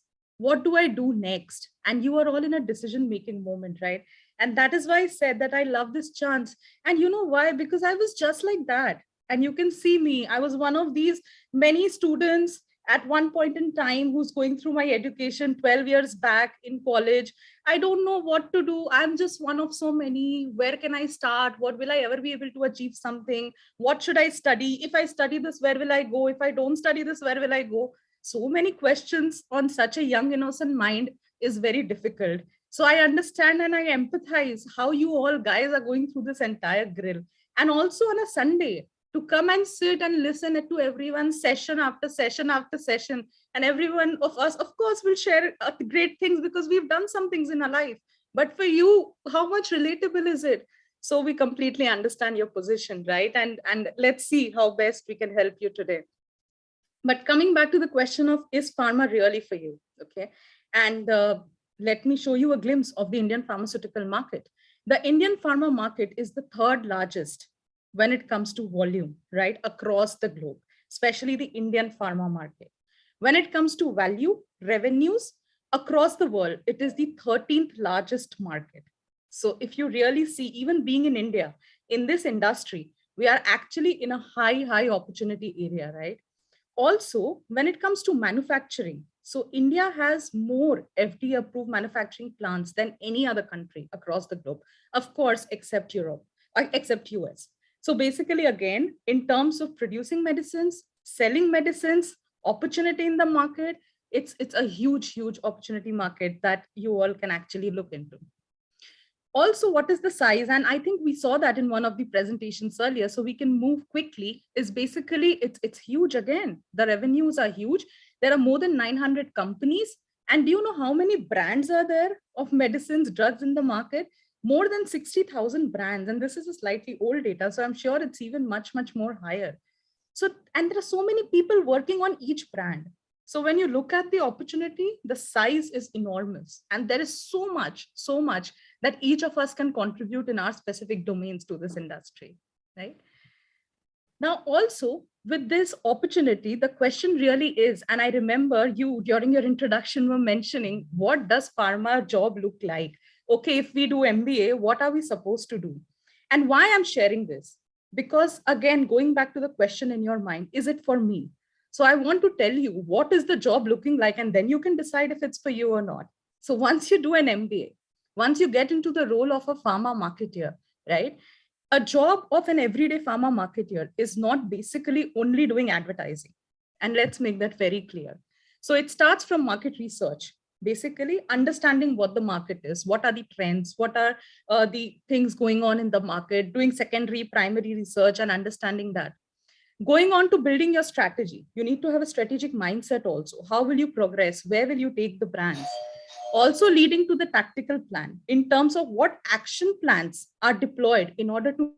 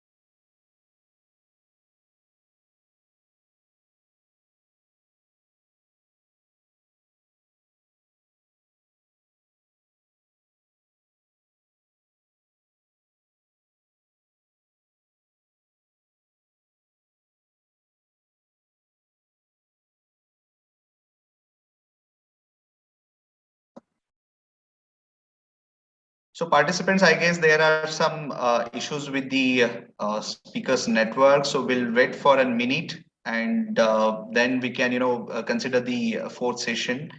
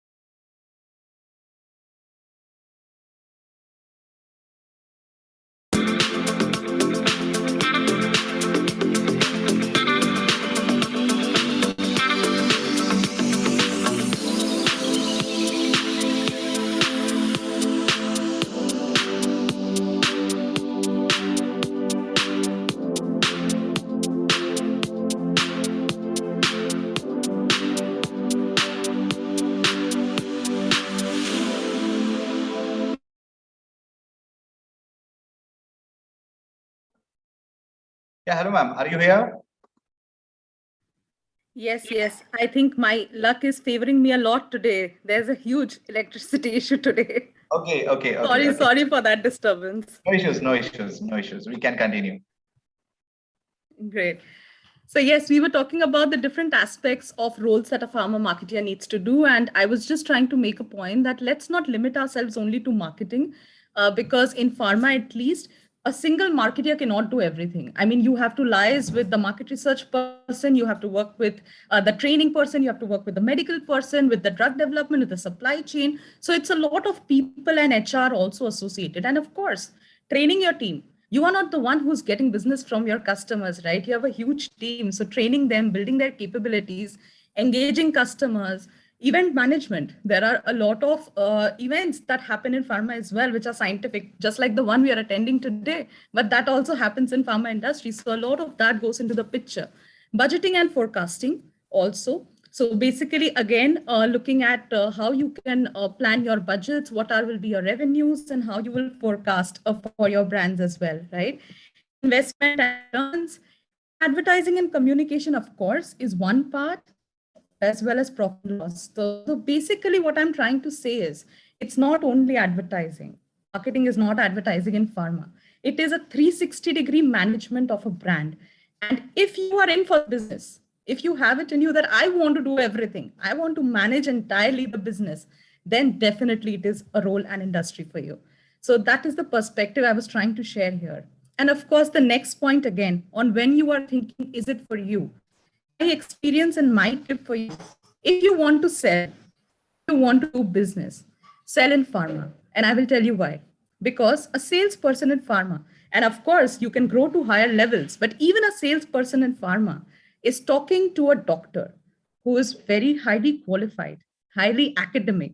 Your customer is a person who's very elite and knowledgeable. You are not going out and talking to the masses, right? And this doctor is in turn impacting a patient with the knowledge you are giving to the doctor. So basically, pharma selling is about science, is about knowledge, is about a lot of, you can say, gray matter in the brain. Pharma selling is about educating a group of people who are basically, again, very strong on knowledge and science. And also pharma selling is about impacting patients where you can create a difference in their life. Patients who are ill. See the kind of work we do every day. It's impacting so many people who are suffering from illness. So we are not selling soap. We are not selling apparel, but we sell actually solutions that make life better. So if you want to sell in pharma, and that is my tip to you, right? Now let me also move to who's a good pharma marketer. I will move slightly quick here because I think you've heard a lot about this so far, that what makes a good pharma marketer. So of course, you need to be very strong on science. You need to be strong on your product knowledge. You need to be strong on understanding trends, challenges, what are the opportunities, because you need to have your own strategy for your brand, which is successful. You need to be strong on analysis and also forecasting. You need to be strong on execution, because no matter how good you are on your strategy, if you can't execute it, can't make it happen, it doesn't work. So you need to also be very strong on doing it and making it happen. And again, on interpersonal skills, because I showed you that a pharma marketer has to work with multiple stakeholders to make things happen. So you really need to be very strong there, because you are not working alone. There's an entire team you have to make work with you. And let me tell you, it's all about the mind, at least in pharma. And I will tell you more later why I'm talking about positive attitude. So I'll skip this and I'll come back to this. Again, two things that will help, which can accelerate, is not a mandate, but will help you to accelerate, is one, MBA is definitely preferred if you want to get into marketing or commercial roles in pharma. And second, sales experience is again definitely a preference. So you might think you can start without doing sales, and that's possible. Everything is possible. But if you do sales, you will go very far. And again, we will come more on this, right? So with this, I will try to close the first question. Is pharma marketing for me? And I want to share that I am a very proud pharma professional, because all I'm doing is doing my job to make money for me and my family, like many, many other people. But in that pursuit of doing my job, I'm bringing smiles to many patients. I'm actually bringing smiles to many families, right? When I see that people with my drugs can start walking, if they have bone issues, or they can start doing daily activities if they're stuck to the bed. That is the biggest satisfaction, that I'm only doing my job and nothing more, but I'm impacting a lot of many people and bringing in a lot of smiles, right? So that's why I say I'm a pharma professional. But then coming to my topic and the duty that is assigned to me is what is the bottlenecks in pharma industry? So what can halt you down? Now, again, everything is not goody-goody. It's not rosy like I kept sharing so far. But then there are things that are slow in the pharma industry. And I will be sharing more from my experience so that it's simple and relatable to you, right? Let's start with the first one. So what I shared was that a pharma marketer or a pharma management professional works with multiple people. But that can also become a derailer, because when you want to do business, you have to think of who will prescribe the drug. India is still not a market where you can put an advertisement of your drug on TV or radio and then people will start buying. It's not a market like that. It's a very regulated market. So basically your doctors, 1:1 conversations, prescribers you have to manage. They in turn will prescribe for someone who will actually buy your drug, and there your business will come. In between, there will be a pharmacist, there will be a distributor. Also, there are the payers, because some population in India, for example, government beneficiaries, say you can talk about railways beneficiaries, or you can talk about CGHS, ESI beneficiaries, they get reimbursed drugs. Okay, so they don't have to pay. There's a different model you have to put in place so that your drugs can reach those patients also, right? So it's very complex. It's very complex. The way you have to earn business is very complex. It is not simple. Like I said, just put an advertisement and get the pull. Doesn't work. Open a shop, get the pull. Doesn't work. So it's a very complex way of getting business, and that is one of the bottlenecks in the industry, but again, very fun as well. Okay. The second, and I wanted to reemphasize on this a little more, is the difference between customer and consumer.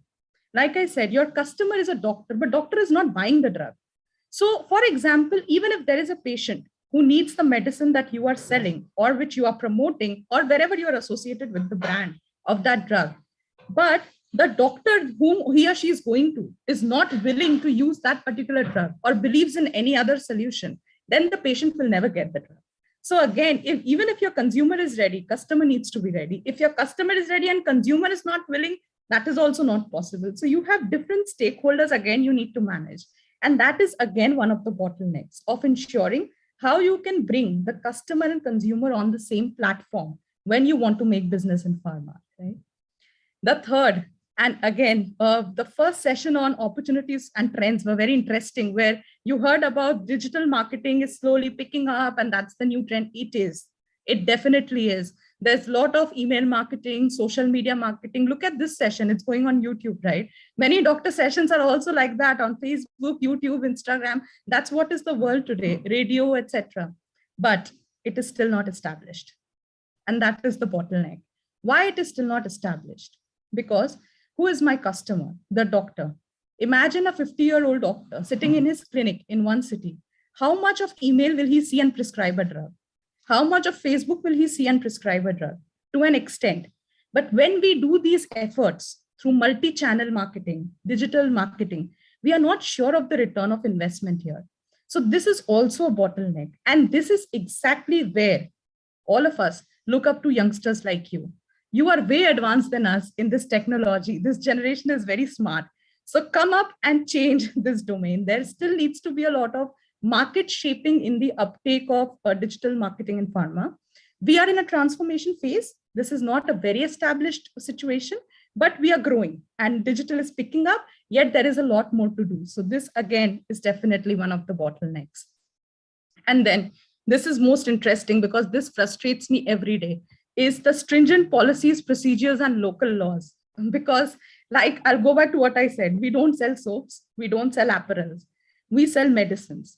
And medicines impact health and medicines impact patient. The moment this perspective comes into the picture, it becomes very, very high risk area.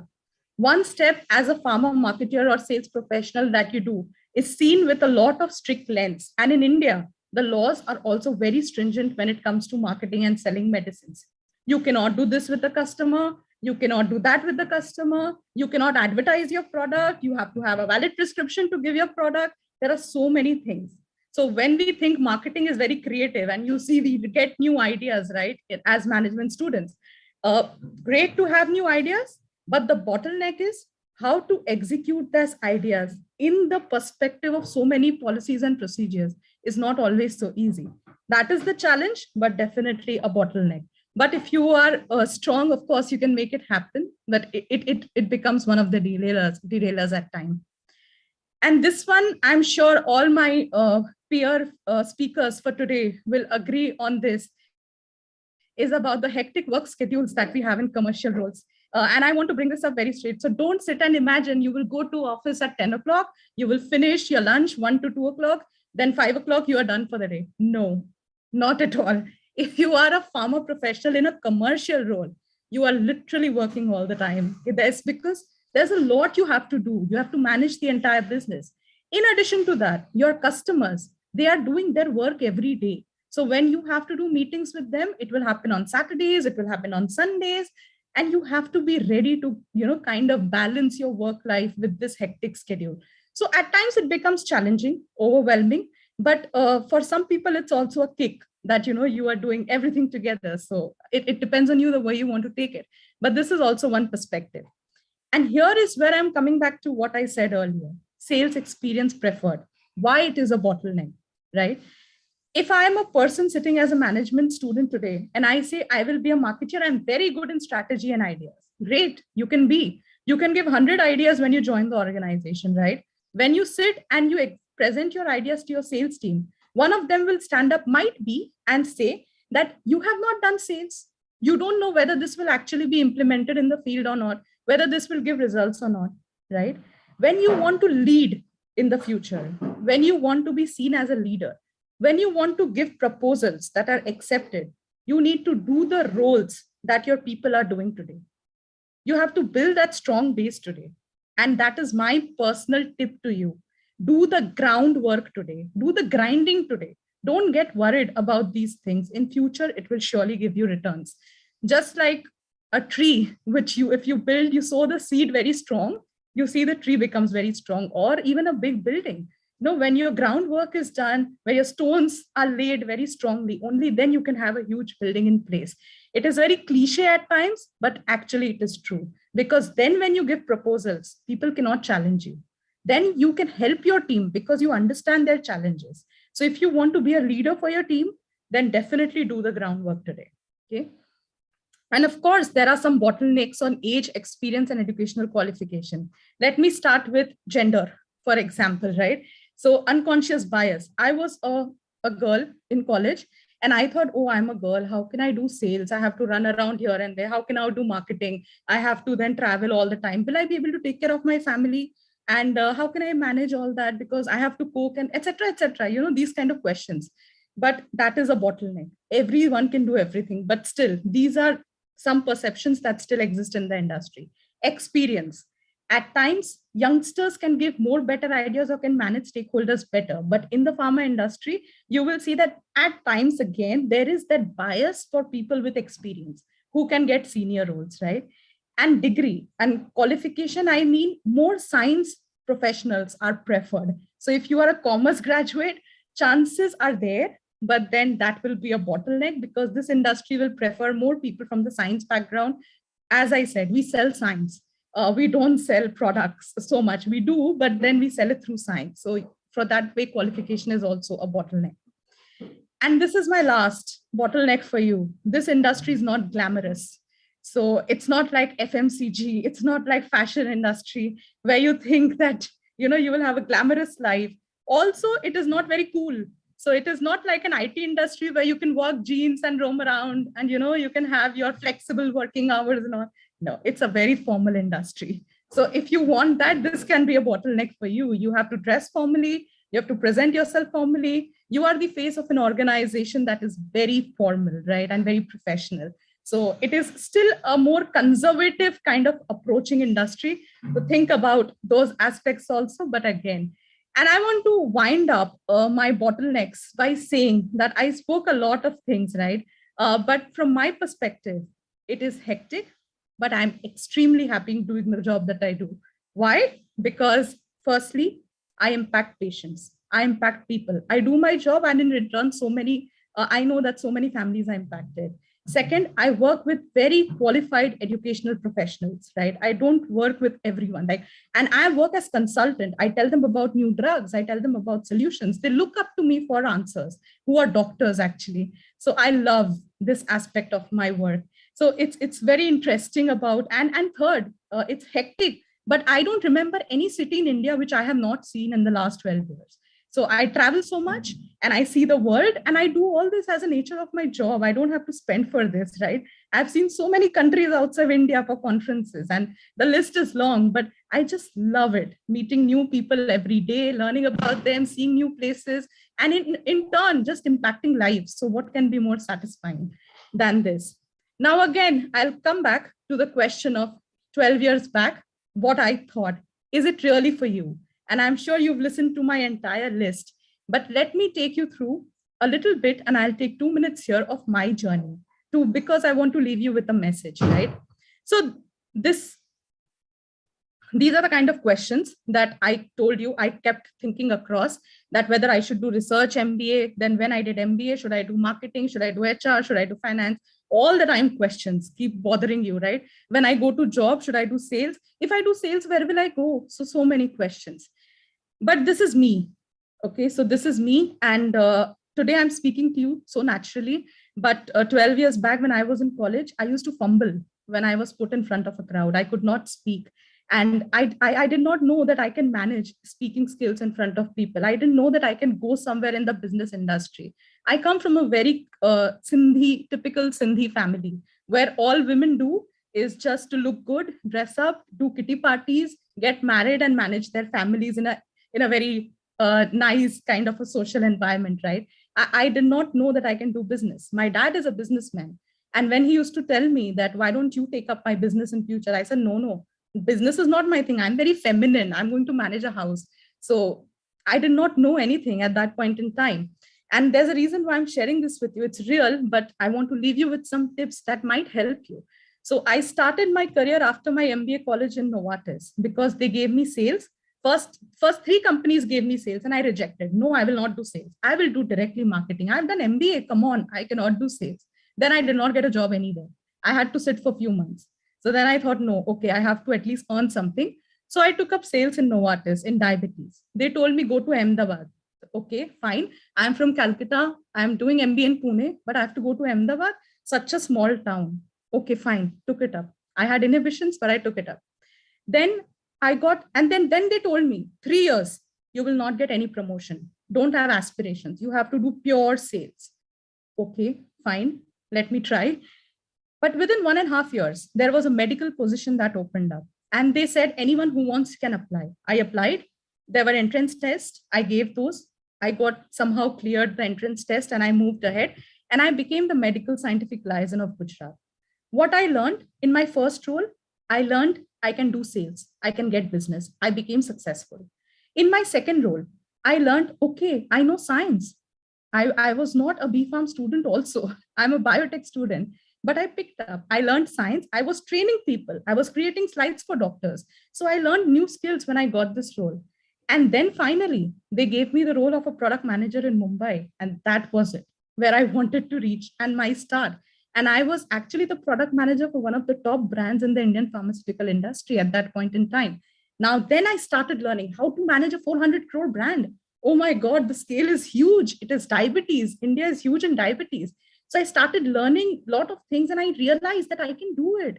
I can ensure that 500 people who work for me in sales can align to me. I never thought I could. But when I did it, I learned that, yes, I have that kind of skill in me and I can actually do it. Then I thought, okay, 6 years in Novartis is done. Now I will do something else. I don't want to do diabetes. I joined ASI. I worked there for 6 months only, but I worked as a senior product manager in neurology. And then I learned I can do something else now, a new therapy area. I'm not restricted to diabetes. Also, I was working in Alzheimer's. Alzheimer's today has a very low awareness because when people lose memory, then people think, oh, it's age-related. You don't need treatment. They don't understand it's Alzheimer's. So the kind of work I had to do was creating a lot of awareness and market shaping, which is not the kind of work I did earlier. So again, it was very different. Then I got a role in Pfizer as a country brand lead for very specialty brands in inflammation and immunology. As a country brand lead, I did not have a marketing manager, which I had all through my journey. So then I was alone managing the entire operations in India. And I learned that.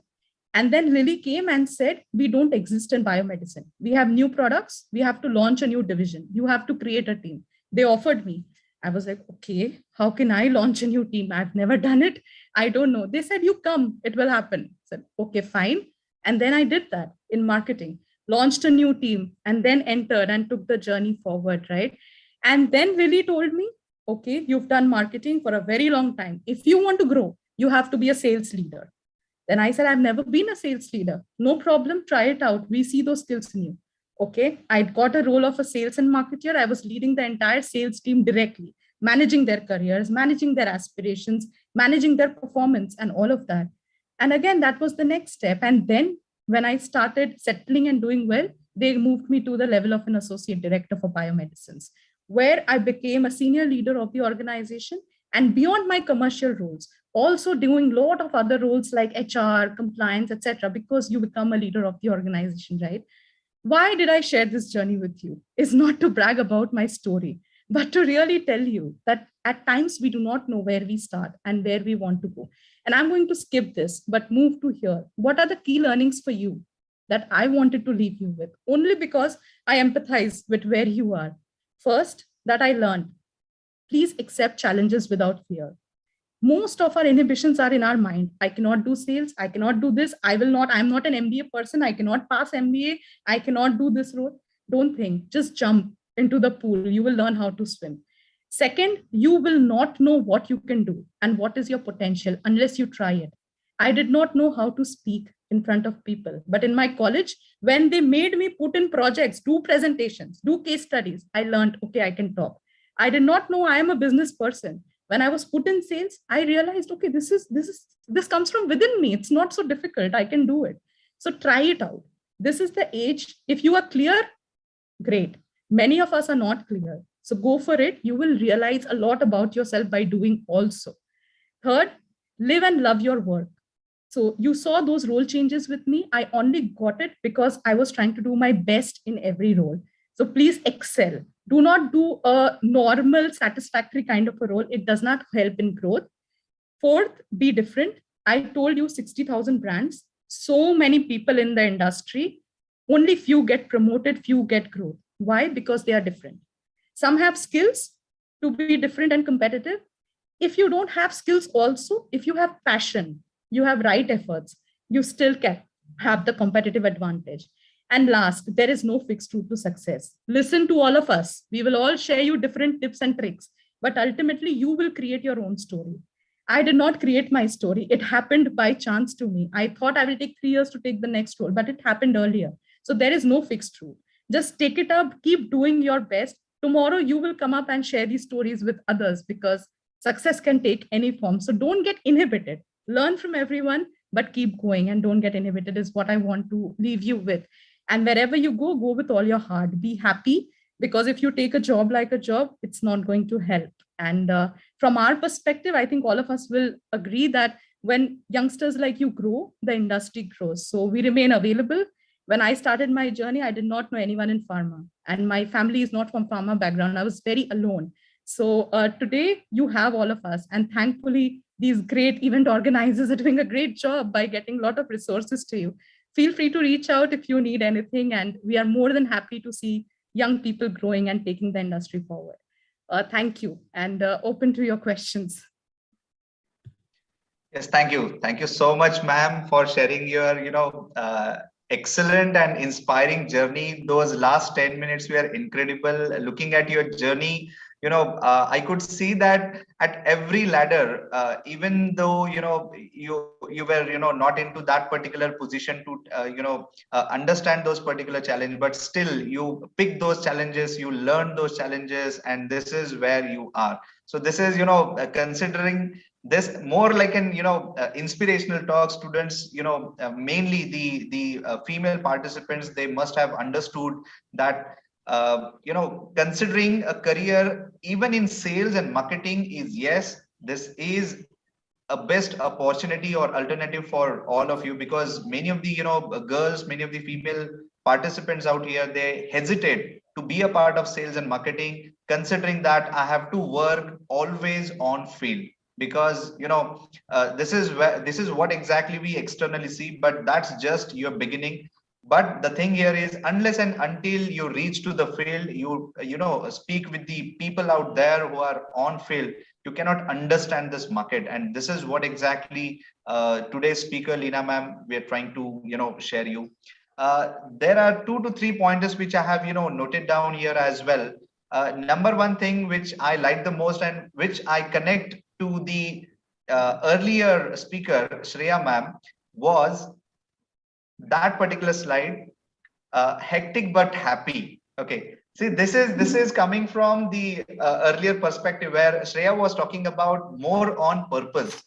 So your purpose and your profession, when it aligns, and that's where even though you are roaming here and there, you are working 8 to 8 or 8 to 12, it doesn't really matters. What matters is whatever you're doing for your own passion.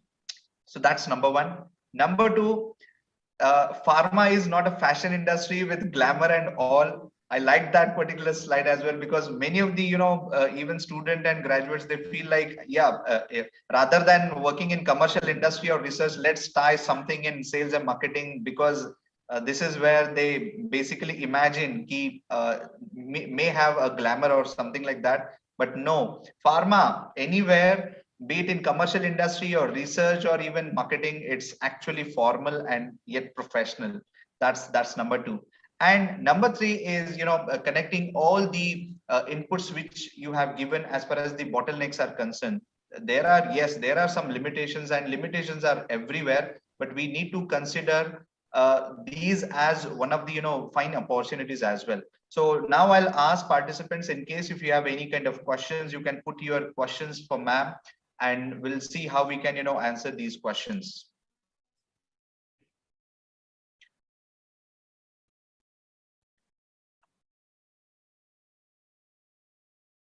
Mostly I expect the questions from female participants here, because many of the participants are girl participants, so I expect many of the questions out here. So in case if you have any kind of questions, you can put your questions here.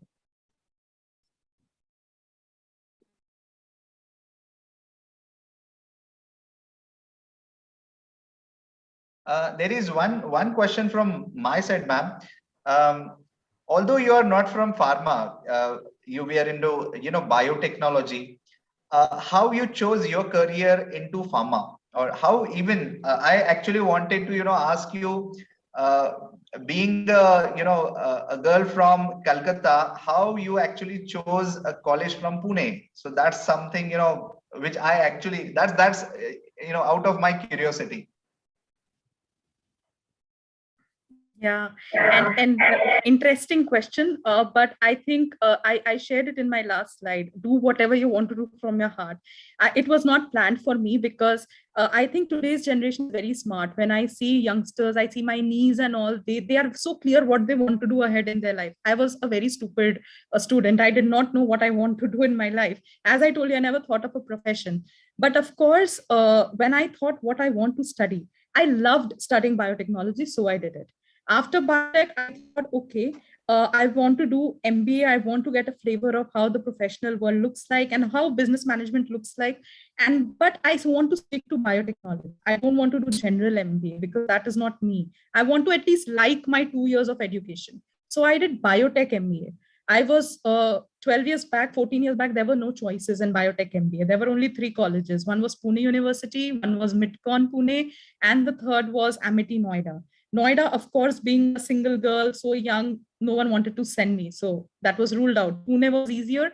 I gave the university entrance. I got 99.2 percentile. They closed admission at 99.5 percentile. So I could not make it to the 10 seats that were reserved for the admission quota. I had no choice. Then I took Midcon Pune.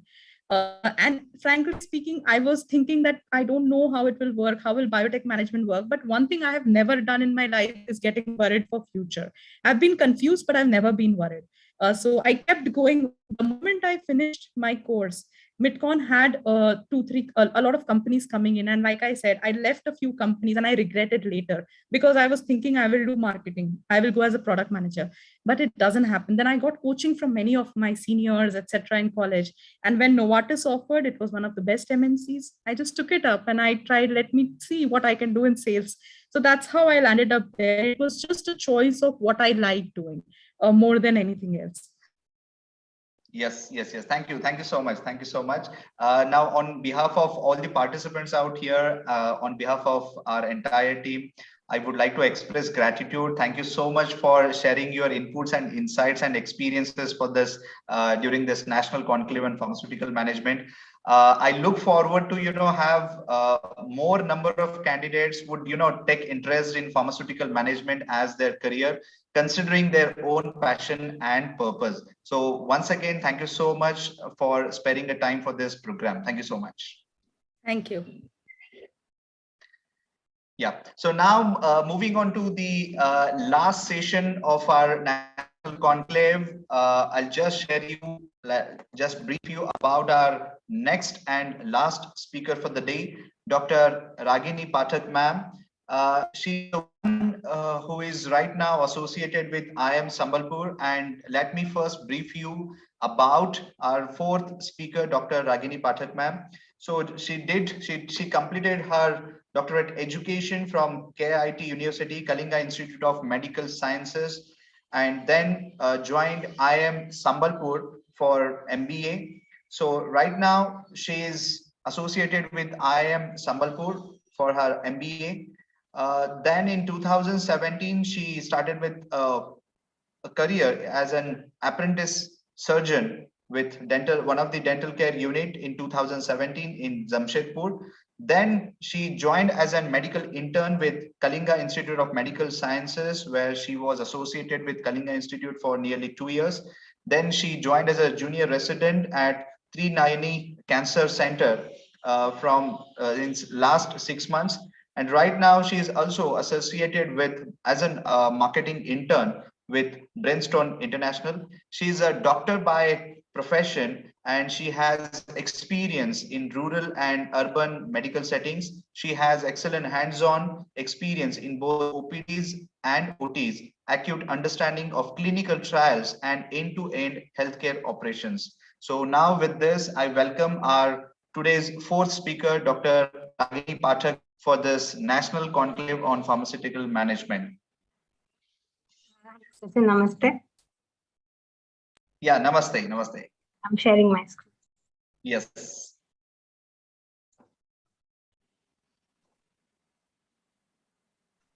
Hello, everyone. Namaste. So I'm supposed to talk here about international job opportunities after MBA in Pharmaceutical Management. I'll first let you know about how I'm planning on taking this forward, and then we'll take this forward from there. Like Leena ma'am and other speakers before me have mentioned, that pharmaceuticals are not a one-size-fits-all kind of a domain. We don't just deal with sales and we don't just deal with marketing. There are several examples that I will put forth from here, where operations and finance have played a critical role in the success of pharmaceutical firms. So I'll move from here to drug commercialization and the role of MBA in other career opportunities in pharmaceuticals. The first domain that I'll be dealing with is operations. After that, I'll follow it up with finance. I'll follow that up with IT and analytics, the role of strategy in pharmaceuticals, organizational building and HR, and marketing. These are a few vacancies that we are going to analyze, but we'll do this after we've shortlisted what exactly is the requirements. This is another set of vacancies that are shortlisted from Novartis. We'll discuss all the JDs once I'm done with describing the process. These are another set of vacancies at Bristol. Okay, to begin with, the first step of the value chain that I've chosen is pharmaceutical startups. See, to begin with, pharma is getting more and more wide instead of getting deeper. Pfizer and other such companies have become so big that disruptive innovation is not possible for companies of this size. Disruptive innovation always comes from smaller firms working on niche projects. I'll give you an example. A OnePlus was a flagship killer because it came from a smaller firm. And Apple cannot come up with disruptive innovation. They can come up with more and more process innovation. Similarly, Pfizer did not invent the COVID-19 vaccine. They bought it. Similarly, disruptive innovation is happening at smaller firms. We might feel sad today that we're working for a small startup, but you never know when you're going to be acquired by a Pfizer or a Merck. We're getting much more efficient at specific parts of the drug development process. Smaller companies discover and develop more new drugs than pharmaceutical companies. Career opportunities here. 19 of the new drugs that were approved in 2018 were developed by companies that received funding in the last 15 years. 32% of 2018's newly approved drugs were also developed by startups. Look for interesting roles in drug development and innovative startups working on disruptive technologies. Don't limit yourself to on-paper pharma companies.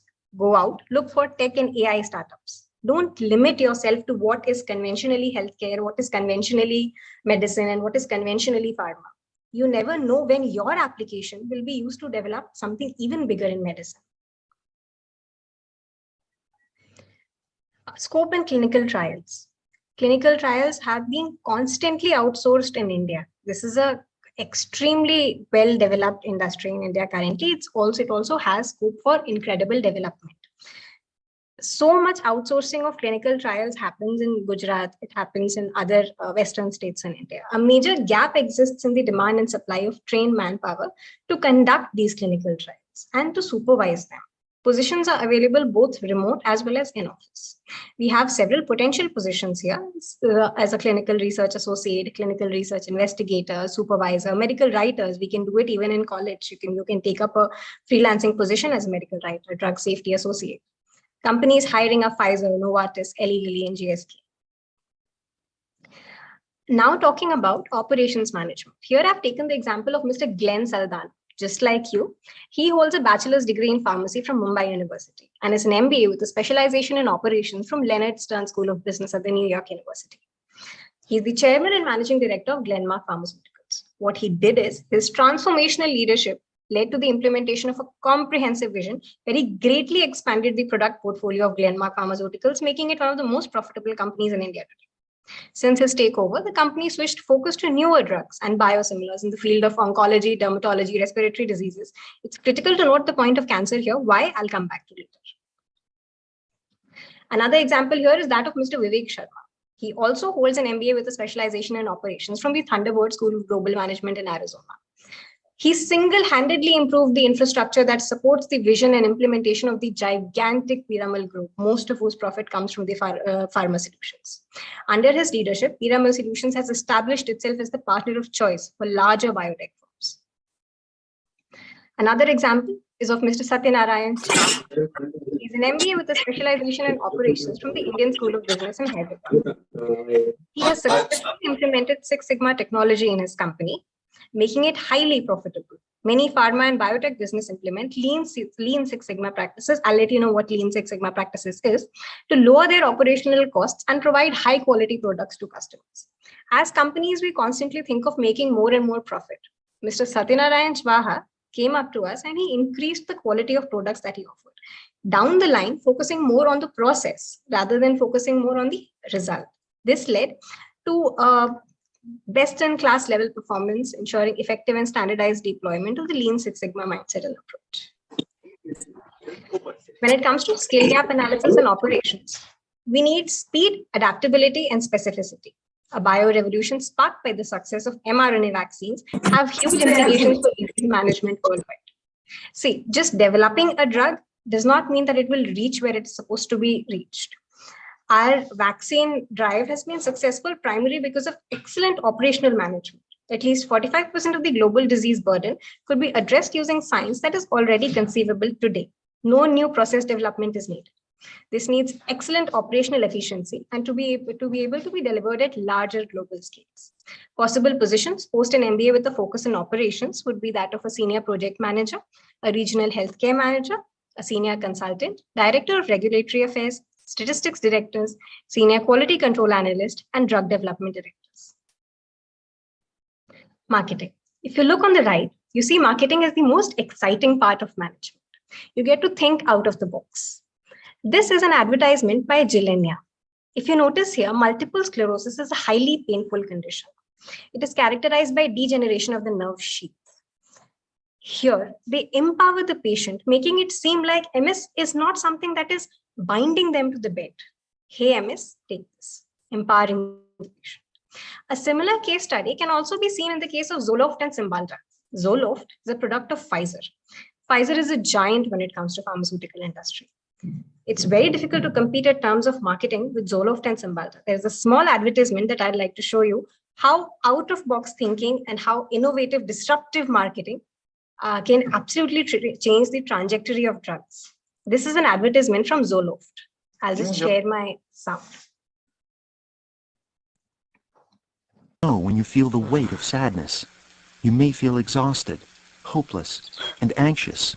Whatever you do, you feel lonely and don't enjoy the things you once loved. Things just don't feel like they used to. These are some symptoms of depression, a serious medical condition affecting over 20 million Americans. Notice how simply depression has been explained. It is not explained as a critical illness, something that is going to bind you to bed for life.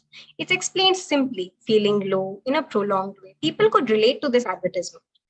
This advertisement is not usually how drugs are advertised, or at least used to when this advertisement came out. This led to incredible increase in the sale of Zoloft drugs. Then came Cymbalta's. Cymbalta had to one-up Pfizer. Just a second, I'll share my screen.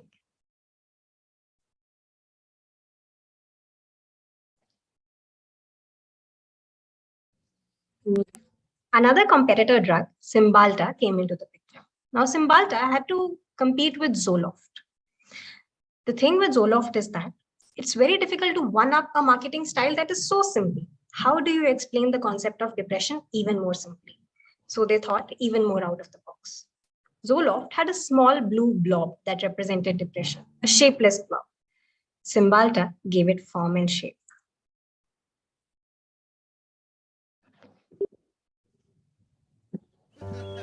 When you're depressed, where do you want to go? Nowhere. Who do you feel like seeing? No one. Depression hurts in so many ways. Sadness, loss of interest, anxiety. Cymbalta can help. Cymbalta is a prescription medication that treats many symptoms of depression. This is what I'm talking about. Cymbalta came and gave shape to people's experiences. Moving on.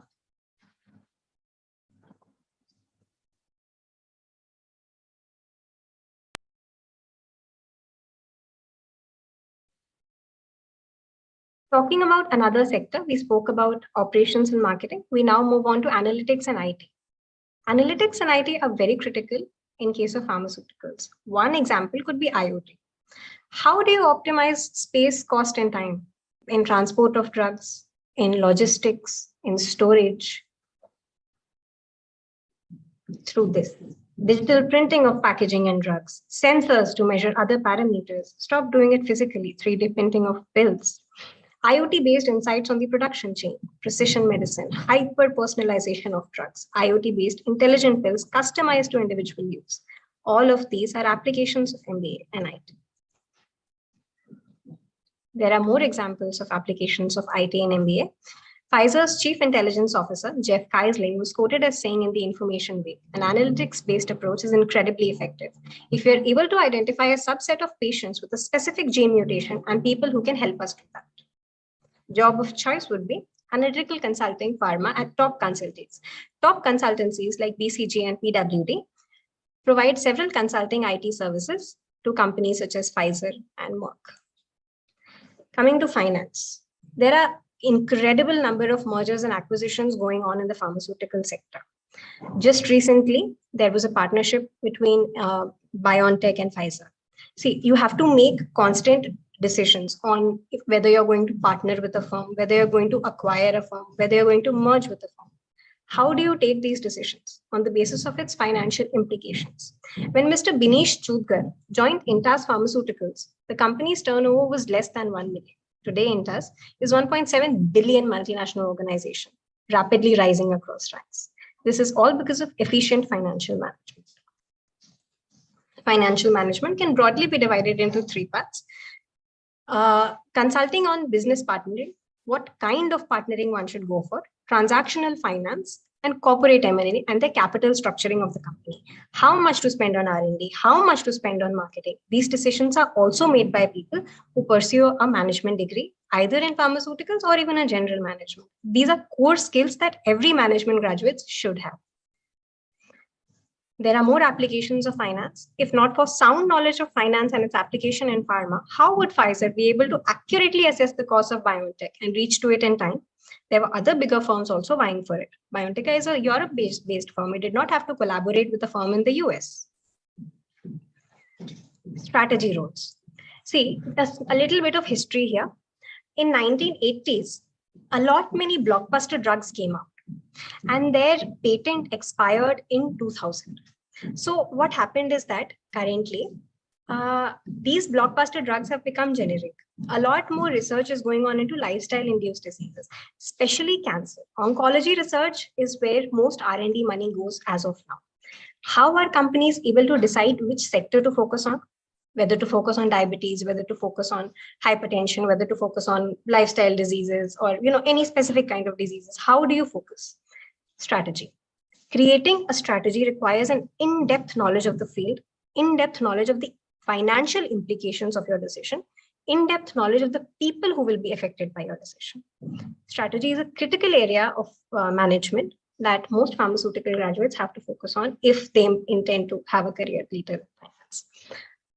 Here there is a small job description that I found for a project manager posting in Novartis, Switzerland. So the purpose of the job is, the prime job of an executive assistant in the Department of Business Strategy is to facilitate on decision making and to be the supportive force empowering day-to-day working. The ideal person for this job is a proactive problem solver. This is a real job posting. This is an actual job posting that I got from IM Jobs. The ideal person for this job is a proactive problem solver with excellent interpersonal skills. Stakeholder management ability, as Leena ji also mentioned, that we have several kinds of stakeholders. We cannot confine ourselves to doctors or pharmacists or just general customers.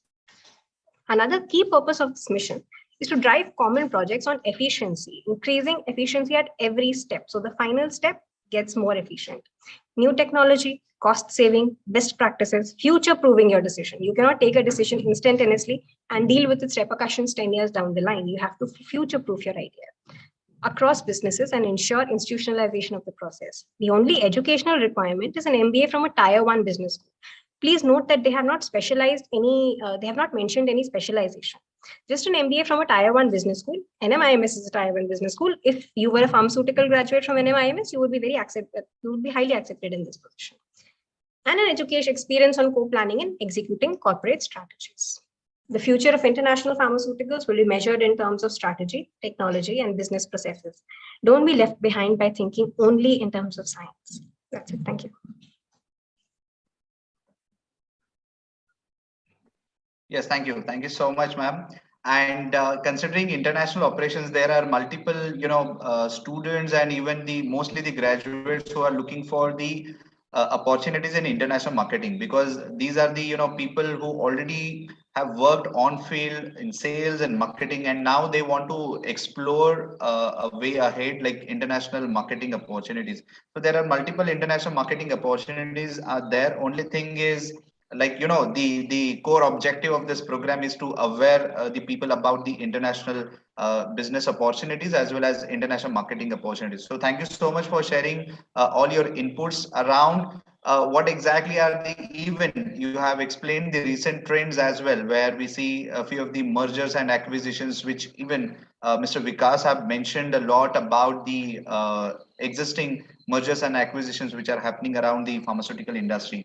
Now, with this, I'm, actually on behalf of all the participants, I'm thankful to you to, share your inputs on international marketing and international opportunities as well as pharmaceutical management is concerned. Thank you so much.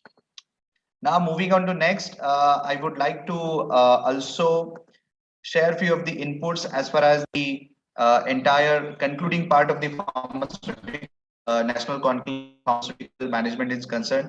Now, what you see on in front of your all screen is upskilling, because this is something which we can, actually learn as a concluding note from all the four speakers. Because no doubt the opportunities are there in the market. There are multiple job openings are also available in the market, but the thing is, or the core thing here which we need to understand all as a student is, unless and until you upskill yourself, you cannot get those job opportunities. Because if you see, you work in any industry, be it in commercial or in sales and marketing or in clinical research industry, the industry does not require graduates. Industry requires skilled graduates, and that's how, you need to understand the potential which is there in skilling yourself. So awareness is thing which you have completed today, and the next thing for you is to, upskill yourself so that you can actually sustain this market, right? So as far as upskilling is concerned, I, will quickly go through with whatever uh, activities which were right now we have, like how we have this national conclave on pharmaceutical management. Similarly, in the next month, we are coming with few of the programs, few of the activities, a few of the free webinars, and particular within 2 minutes, I'll, share you all the current or the next upcoming webinars for you, as well as I'll be, sharing you how you can get a certification of this entire program, that's National Conclave on Pharmaceutical Management. So as far as upskilling is concerned, one more thing which I actually want to share you all is employability is the major concern about in amongst all the graduates today. The students, they have qualifications and they are graduate enough, but right now industry, as I said, they are looking for the job ready candidates or industry ready candidates, and that's how you need to need to have, along with your qualification, you need to have your domain expertise as well. If you feel like you can do wonders in sales and marketing, then yes, it is because of your skills, right? So you need to upskill yourself as far as selling skills are concerned, as far as digital marketing skills are concerned, as far as the marketing campaign related skills are concerned, data analytics skills are related with. So you need to have a domain expertise, and this is the right time, perfect time to upskill yourself before you reach or before you enter in this rapidly changing market. So thing here is, this is the right time where you can upskill yourself so that you can be a proficient and skilled graduate for the industry, right? Along with domain skills, you need to have life skills as well, the all professional skills, which are irrespective of which particular career domain you're choosing. As a part of which we do have right now the activities which we have today, or the opportunities which are there for all those who wish to make their career in clinical research, right? And for them all, we have multiple offerings as far as clinical research offerings are concerned. Let me share you all those opportunities with you. Just a moment.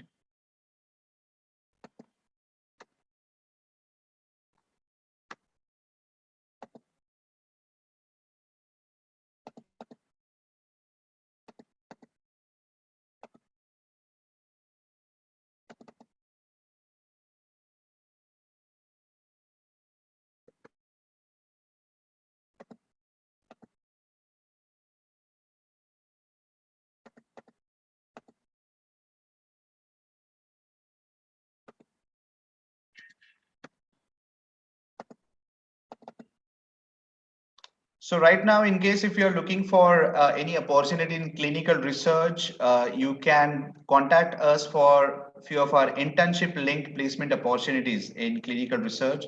In case you have done with your B Farm or M Farm, if you are looking for opportunities in clinical research, right now you can connect with us for internship linked placement opportunities in clinical research.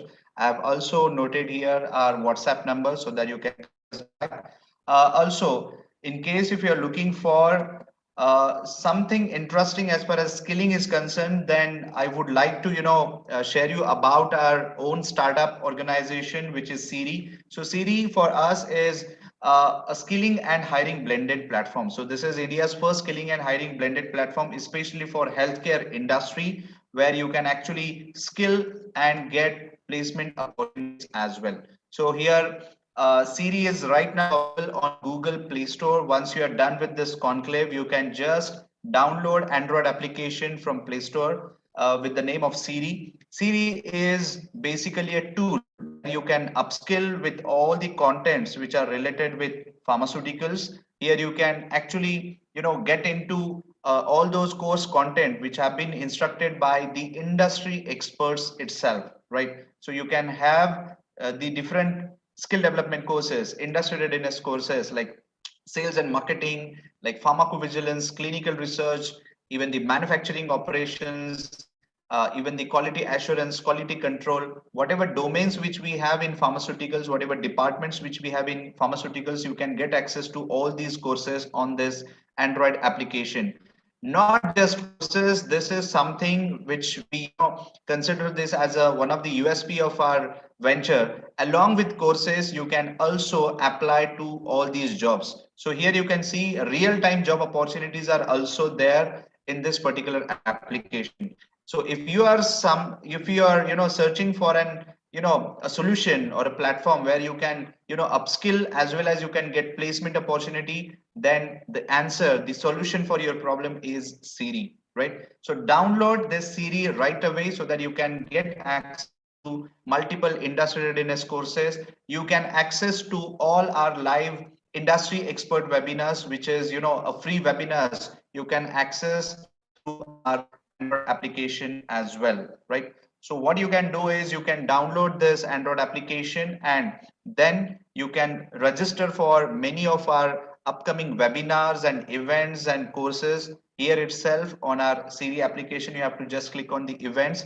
Not just this, the most interesting and incredible part for all of you is Siri comes with a free feature, and that is a skill-based resume builder. So you don't have to worry about the resume template and everything. So you have to just fill all the required details in your resume. The skill-based resume builder is also there in Siri applications. You have to you can just explore the skill-based resume down the builder. You can actually download your resume in PDF format. And also, as I said earlier, you can also access to various job opportunities, placement opportunities on our application.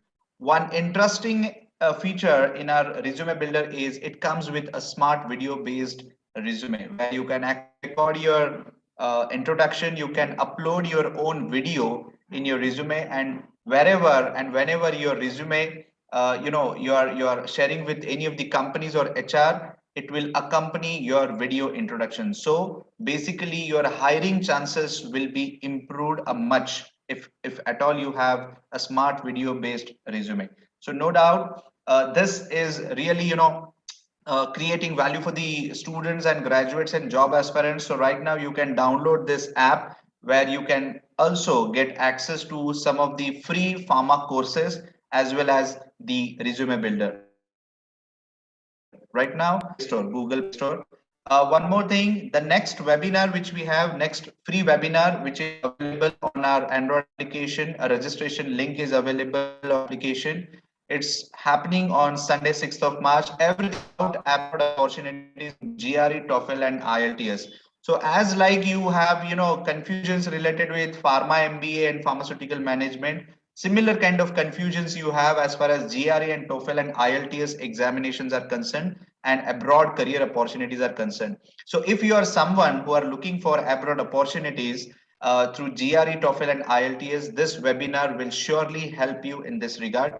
Along with this, the next webinar which we have after in the next month is on Sunday, 13th of March 2022. It's on top job opportunities in Gulf countries for pharma graduates. So if you are someone who are looking for an opportunity in Gulf countries, maybe in pharma or hospital, you can get access to this live webinar with our experts, where our experts will be from live from Dubai, who will be speaking more on top job opportunities in Gulf countries for pharma graduates. So you can access to these live webinars. You can register to these free webinars, which are right now, the registration links are available on our Android application. You can download and register. And as far as certification of this conclave is concerned, you can get a link for this particular certification of this national conclave, or you can even scan a QR code which is in front of you so that you can get your certificate of participation of this particular national conclave on pharmaceutical management.